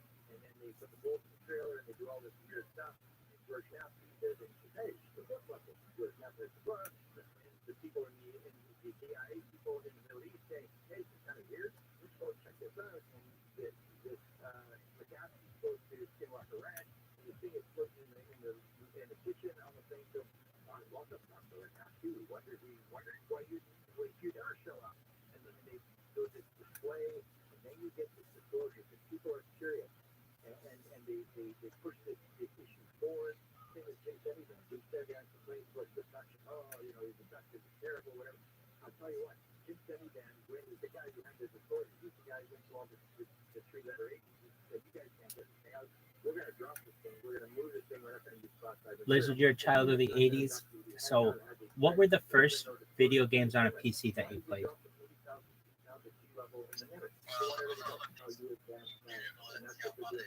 So the first game I ever played was on Apple CP, it was like 12. And it was great on the side to get the code on it, the player. The game was called Roman in the Caves. You have to escape. At the start of the ball, you have to jump on platforms, you have to escape. It was like a pterodactyl that swooped down and forced you when you got too close to it. That was my first ever game. Did you ever play Age of Empires, Age of Kings? Yeah, I played them all. Very well. I love those That's a games. good game. I'm in agreement. Sid Meier's Civilization. Oh, that's one of my favorite games. Same. Actually, Steve, hang on, I'm just getting tapped in and hold on to.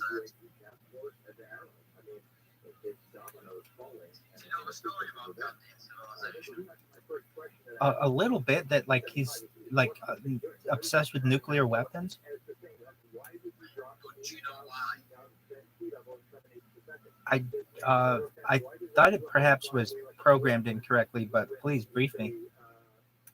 Yeah, so Gandhi was considered to be the most peaceful character in civilization for obvious reasons. So they said it at a minus value. His aggression by James Tilley diverted points like 5,000 aggression. So if pissed off Gandhi straight away, he would just instantly try and he didn't have the capabilities to do so. But it's still hilarious to people like, it's not what you did like Gandhi. So that's basically why. That is consistent with what I knew it to be. The first programming I've ever done was in I think it's Civilization 2. So Civilization 2 had this aspect that it has global warming as a characteristic of the game, which ruins the game because you'll build up these really great cities and then global warming will strike near them and it'll depopulate the city and eventually the game just becomes unplayable. But if you shut off global warming, the game it becomes amazing. I mean, you can play this game for years, and some people do. And so the first ever coding I ever did was changing the it's like the setting that's like global warming enacted is a 1, and if you change it to 0, it turns it off. And boy, Civilization 2 becomes amazingly fun. I mean, not that it wasn't a fun game before, but global warming just it ruins the game. And Before Civilization, it was a game called Colonization by Sid Meier.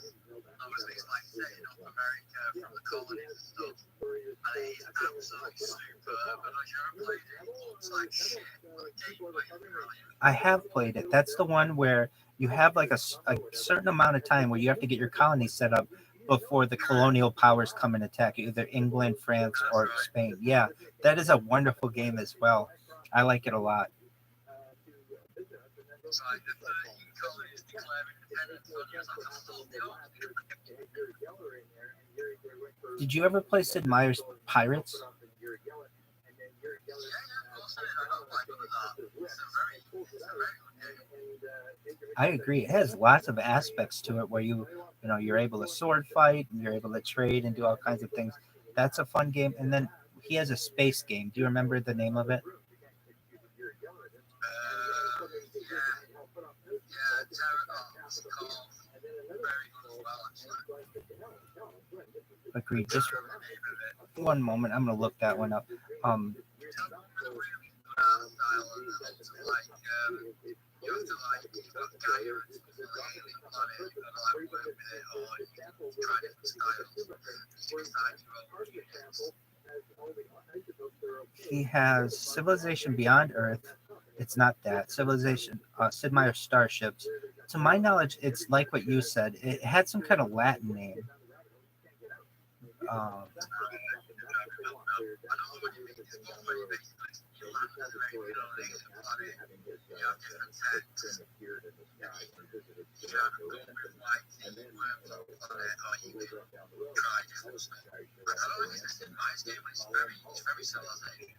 That could be a civilization game in space. And yes, you're right. It may not be a Sid Meier game, but I love those kind of world conquering games. Those are really fun to me.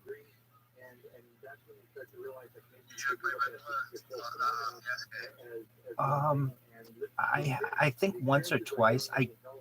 We didn't have much money growing up, so I can't say that I had all kinds of opportunity to play them. Did you enjoy Red Alert? Yeah, used to take our PlayStations around to our friend's house and we used to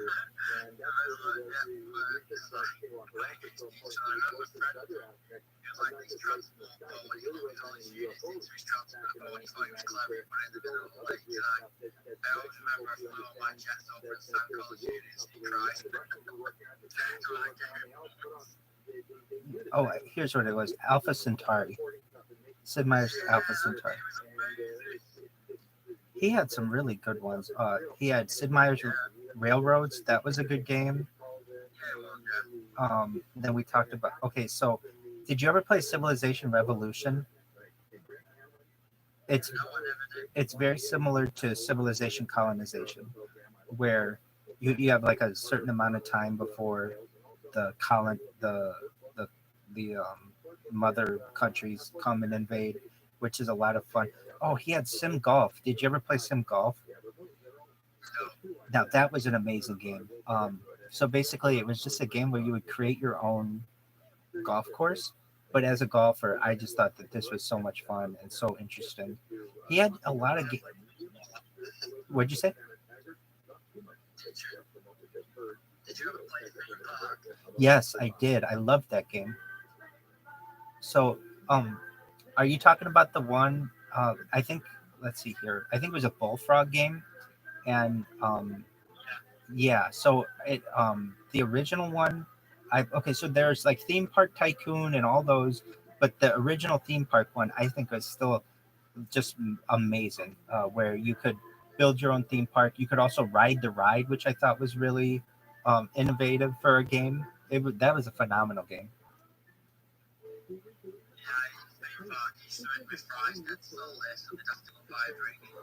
Yeah, exactly. Well, and that game taught me so much about like modern economics, particularly like they would teach you like if you want to like your profit margins, if you want to increase profits, like put more ice in your drinks, or if you want to make people buy more drinks, you put more salt in your fries. And like as a little kid, it made me think like, hey, these corporations might be doing this kind of stuff, and it always made me wonder like why are they putting this, it just made me open up all these questions for me of how corporate governance works. And I really learned that from that video game, which my parents always said you're not going to learn anything from video games, but boy, I learned a lot from them.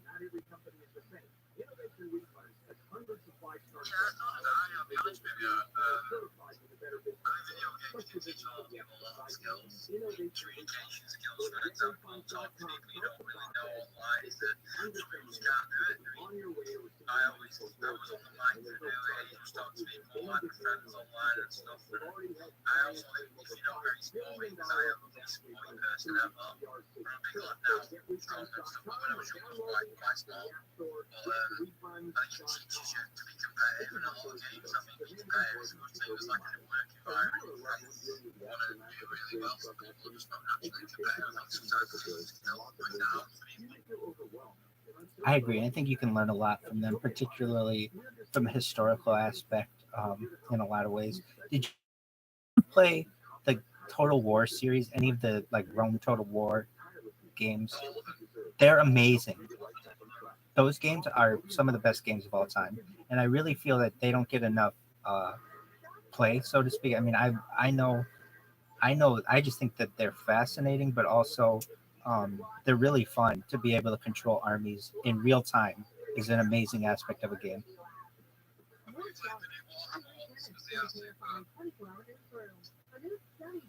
I have not. I really haven't played any modern games. I've played Fortnite for like 10 minutes or so. I wasn't good at it. I do like the Grand Theft Autos. I can say that, but they haven't put out a new one in like 10 years or so. Yeah, they are developing one of them, and there's a big cash cow for them, so they always, that company does make good worlds, but they do spend a lot of time. It's like, you play Red Dead Redemption, say, which I play quite a bit. That's how I imagine Americans are being, Right. I have not played that game. I do know quite a bit about it though, and how big its world is. I mean, Rockstar does a really great job on those games, and I understand why they're cash cows. Have you heard rumors of where the new Grand Theft Auto is going to be? I haven't. Did see some like the maps, like today. GTA 5, so that'll be a big element to that. Agreed. So I think it's going to be Vice City again, which is like Miami, but it'll be like 4 times as big, like what you're saying. Additionally, it will be like you'll be running a lot of missions in planes to Colombia. So you're going to be like a drug smuggler in some aspects of it. Which, do I know this for a fact? No, I've seen some leaks about it though, and a lot of the artwork that I've seen leaked from it looks very Vice City-ish. If you're familiar with what Vice City was. Yeah, of course. Do you think you'll actually be flying the plane itself, though? Because that's always difficult to change. People are still at 3D on their flying is always really hard to something that's very completely happened in the match. Yes, I do. I think that that's going to be a major aspect of the game. So, flying from Miami to like across the Caribbean to Colombia, making a like landing on a not even an airport, but like an airstrip in like a rainforest, basically, getting your cocaine, or perhaps and then like flying the vehicle the plane back to the United States. I think will be a major part of it. I think from what I've read, drug smuggling was going to be a really it wasn't just going to be like a side mission. It was going to be part of um, the primary storyline. So if that's true, yeah, I really do. So they probably have to improve their the the controllability of the planes. But yeah, I think that that's going to be a major part of it. Question for you, Rabbi. What's your favourite sci-fi film of all time? I need you to go first, because I'm really trying to figure out this. This is a great question. Um, Honestly, if it counts, and I haven't seen it recently enough. Well, one thing that I did try to do is watch every single major sci-fi movie of all time on the stream. I've also done my best to watch every major film of all time. In fact, like this year we watched all of the Oscar nominees. I've done my best to read every major audiobook on this stream and every major music album, just because I want to be a compilation of what like human society is. So when we were watching all of when I say we, I just say just whatever people were watching it at the time with me. Um, One of the ones that I really just think becomes more and more true is Idiocracy. If you consider that a sci-fi movie, are you familiar with Idiocracy?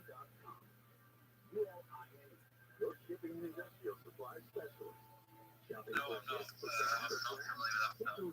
So it's essentially a film set 400 years in advance in the future, where you have like what society has. Oh, The, yes. I know. Yes. yes, So where he's the most cleverest person exactly. And so I just think that that's a really interesting take on society. I don't know if it's my necessarily my favorite. You know, and so if I would say Dune is very good. I would say Planet of the Apes can be, depending on which one, is really good.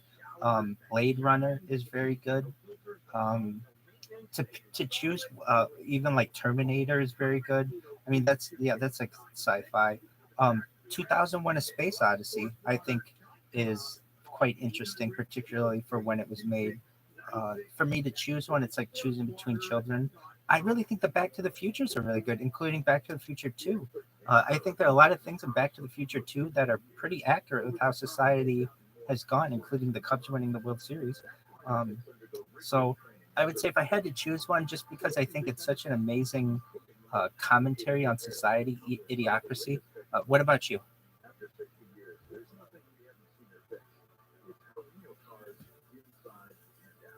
By film.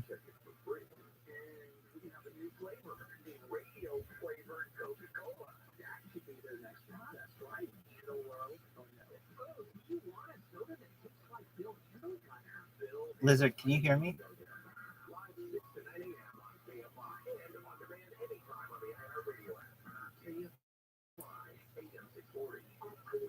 I see you giving me the tear face.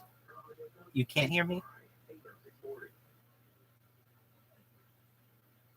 You can hear me. I cannot hear you.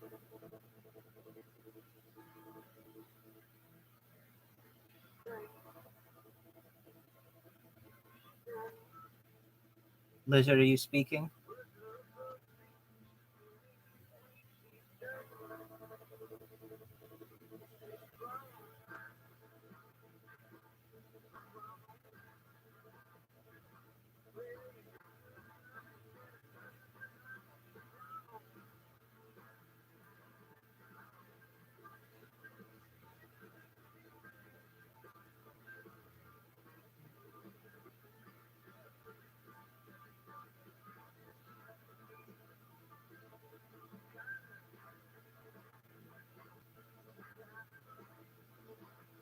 Well, it seems that Lizard crashed. He sent me a message that he lost his voice, and I think that makes me the sole survivor here of Logan's little Squid Game. So, with that, Logan, can you hear us?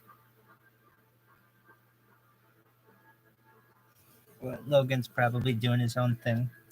That may be time for me to bounce. I guess I'm the only person in here. Well, I mean, I don't necessarily have to.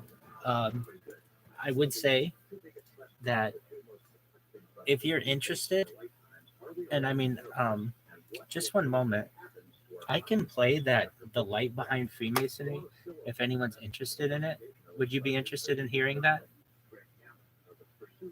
Okay, so I'll play that. Just one moment, and I'll get it up on my computer. And it's really fascinating, and you don't necessarily have to be watching it at the same time, but it'll tell you a lot of what goes on in Freemasonry. So just one moment. And maybe, just maybe, Logan might come back on and share his wonderful personality with us. All right. So this is called Freemasonry, The Light Behind Masonry. It's by Bill Snow and Bellin. And he's quite a character.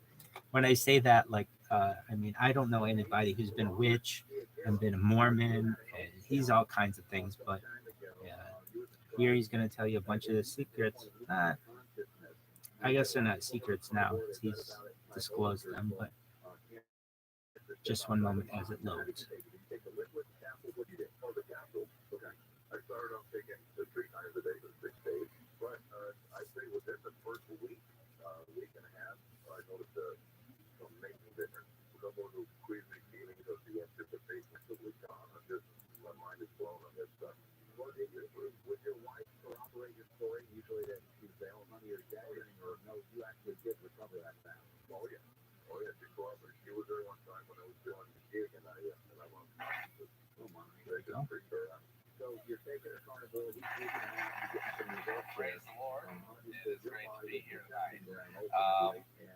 Essentially, we're going to be trying to shed some light on something which is very commonly understood in most communities. You will see the little temples, or in some cases, the not so little temples of masonry in most small towns and all large cities of America.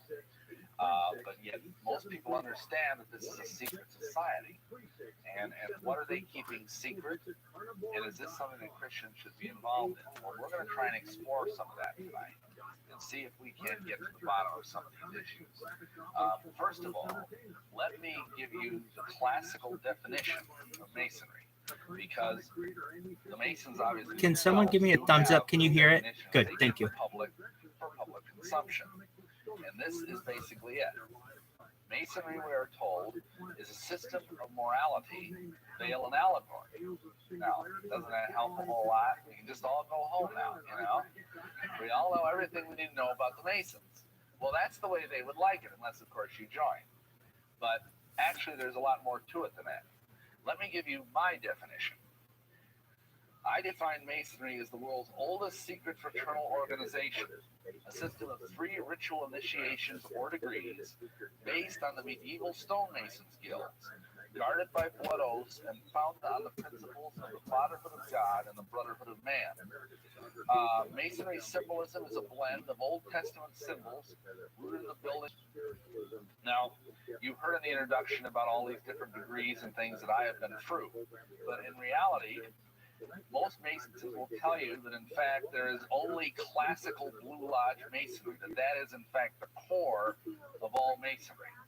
Now, Blue Lodge Masonry refers to the first foundational 3 degrees of Masonry: entered apprentice, fellow craft, and master Mason. Now, indeed, Masonry has become universal. It's in virtually every country of the world, even now I believe in Russia. And just to illustrate this briefly, this is a stamp that someone just gave me from New Caledonia. I'm not entirely sure where New Caledonia is, but it's evidently somewhere where they speak French. And if you look up there, you'll see that it says the 125th anniversary of the presence of Freemasonry in this country. And you'll notice many Masonic symbols on there. The one that I want to draw your attention to, though, here is the square and compasses of Masonry. And of course, inside of it, though, instead of the usual letter G that we're accustomed to, we have a bright red pentagram. That's going to be very important later. Now, what needs to be understood is that in the United States, all the Grand Lodges that function here come from the Grand Lodge of England originally. But yet, after the American Revolution, it was determined that each state would have its own autonomous Grand Lodge. So every state is more or less its own jurisdiction. And so here, for example, you would have the Grand Lodge of Indiana. Now, the fundamental structure of Freemasonry is rather complex once you get past those first 3 degrees. You'll see here that you have 2 basic stair steps once you get past the Blue Lodge, which is down here. This represents the 3 degrees I just showed you. Then beyond that, you have, this is the Scottish Rite here, and this is the York Rite over here. Those are the 2 major paths that the Mason can travel. There are 29 degrees here, and there are 9 degrees here. And then when you get to the top, you can go into what is called the 33rd degree if you're one of the lucky few that get to do that, and that is called the Grand Sovereign Inspector General degree. Additionally, Masonry has what are called auxiliary or adoptive bodies, and those are under the arch. The best known of those is the shrine. And then you also have things like the youth orders, De Molay and Rainbow, Paul Cedars of Lebanon, Daughters of the Nile, and so on. Now, all of these together make up what is traditionally thought to be classical American Masonry. Now, suppose you wanted to be a Mason. This is something I'm not recommending, of course, but if you do, some of you may have seen bumper stickers that say, "To be one, ask one." The tradition is that you have to ask a Mason. Masons do not do active recruiting, but yet on the other hand, they are today because frankly, Masonry is losing members fast. Now, I wish I could tell you this is because there was a mighty revival sweeping America and that Masons everywhere were just falling on their faces and repenting before God. And to a certain extent, that is happening, praise God. But I think it's more due to cable TV, a little more mundane reason. Because frankly, there are better things most people have to do today than sit in a lodge room somewhere, unless there's some compelling either political or social economic reason why you want to be a Mason is rather boring. And so Masonry is dropping in membership. A recent Time magazine article indicated that between the 1960s and the present day, Masonry has dropped from 4.5 million members down to 2.5 million members. Now that's pretty catastrophic. It's almost a 50% drop. But you know, they're working now harder to get members. That's why now you will see more bumper stickers, more billboards, more ads in the newspaper, even though technically they're not supposed to solicit members. So you're supposed to ask a Mason. Now once you ask that Mason, there's a process that you're supposed to go through. What will happen is that Mason will go and present your petition to the lodge, and they will send out a committee. That committee will meet with you and interview you. And there are certain requirements to be a Mason. This might sound self-evident, but you're supposed to be a man. I mean, you can't be a woman. You can't be a madman, an old man in his dotage, a young man underage, or a fool. So if you're any of those things, I'm sorry, you can't be a Mason. Additionally, you're supposed to believe in some sort of God. And then finally, the other thing they require is that you would have to have the financial wherewithal to be able to go through the degrees and everything like that. In other words, if you were, say, at the poverty level or near that, they probably would not recommend that you join, because, like, when I went through the Blue Lodge, it cost me about $150 just for the degrees, and that was in $1975. So I don't know what it would be today, but I'm sure it's more. Now, one other requirement I forgot to mention, you have to be a man, freeborn, of good report, and well recommended. Now notice that freeborn part. That was used for a long time, over 150 years, to keep black men out of the lodge, because it was presumed if you were an American black person, you were descended from slaves. And so really up until the late 1980s, when the civil rights, legislation started really heating up, there were no black Masons. They had their own separate but equal branch of Masonry, which was called Prince Hall Masonry.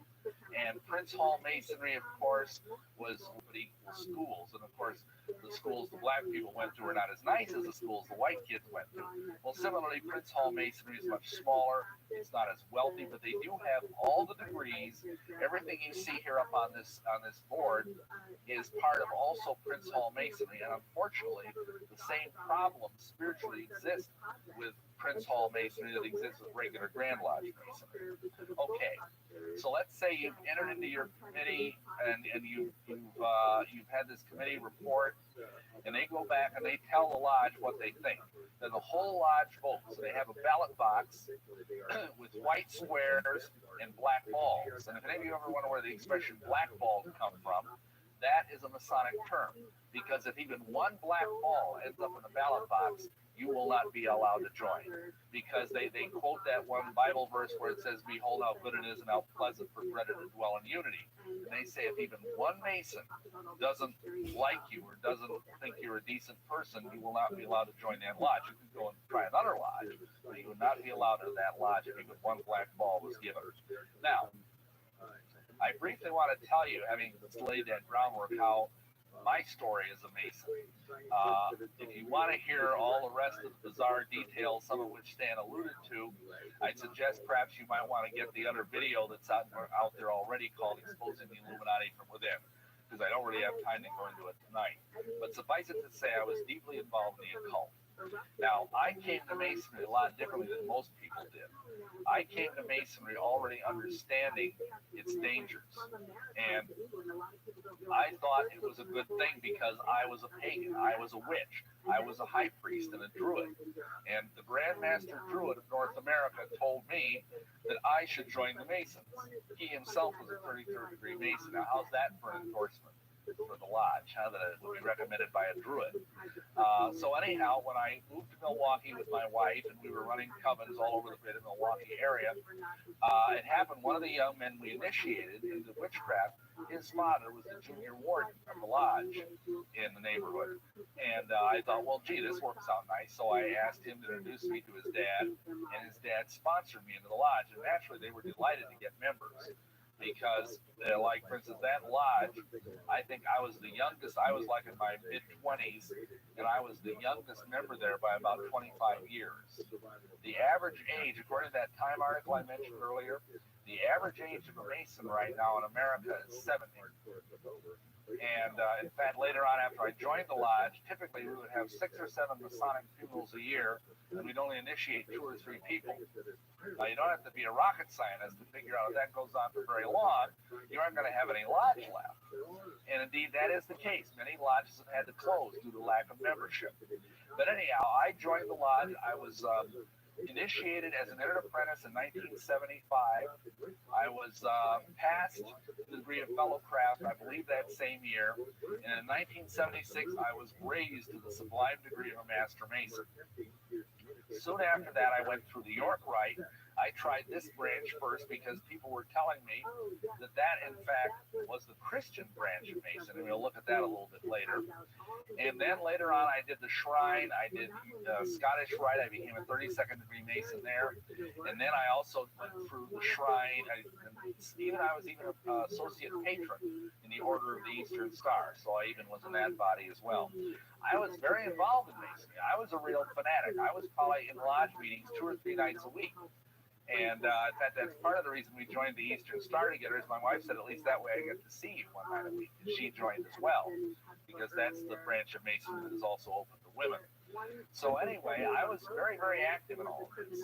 And then what happened was I moved back from Milwaukee, which is where all this took place. Oh, by the way, I have to show you this. This is me as a Shriner. That was taken about 1980. And soon after this, my wife wanted to move back to Dubuque for reasons that are gone into in greater length in the other video from Milwaukee, and so we moved. And because of it, I moved into a different Grand Lodge jurisdiction. And along the way, a lady who was the bank officer at the bank, I'd been sending checks to the Church of Satan over the years, and one of these checks came back to me, and she'd written on the check, "I'll be praying for you in the name of Jesus," because see, she figured anybody who was writing checks to the Church of Satan was probably a pretty deep spiritual dude, man. Anyway, so here I was being prayed for, didn't really care, didn't really know, and along the way, what had happened was I decided I joined the Mormon Church for, again, reasons that are a little too complicated to go into. And so by the time I got to Dubuque, I was a Mormon. And I was still a witch, which is not all incongruous if you really understand the nature of Mormonism. Anyway, so as a Mormon, I got this little ad in the newspaper for a prophecy seminar. And oddly enough, it was put on by the Seventh-day Adventists. It wasn't Stan. And so what happened was I thought I'd go to that seminar and see if I could draw some people into the Mormon Church, because after all, we had to live exposed to gospel-based preaching. And I had all these questions to ask this evangelist that was doing the thing, and he had a Bible answer just like that for every single one of them. There was no way that guy, I mean, he was filleting me with the sword of the Spirit, amen? And so finally, you know, I went home that night, and I was so scared. I couldn't believe it, because he got it through to me that all I had to do was believe in the Lord Jesus Christ and be saved. Acts 16:31. And I kept thinking, could it be that easy? Could it be that easy?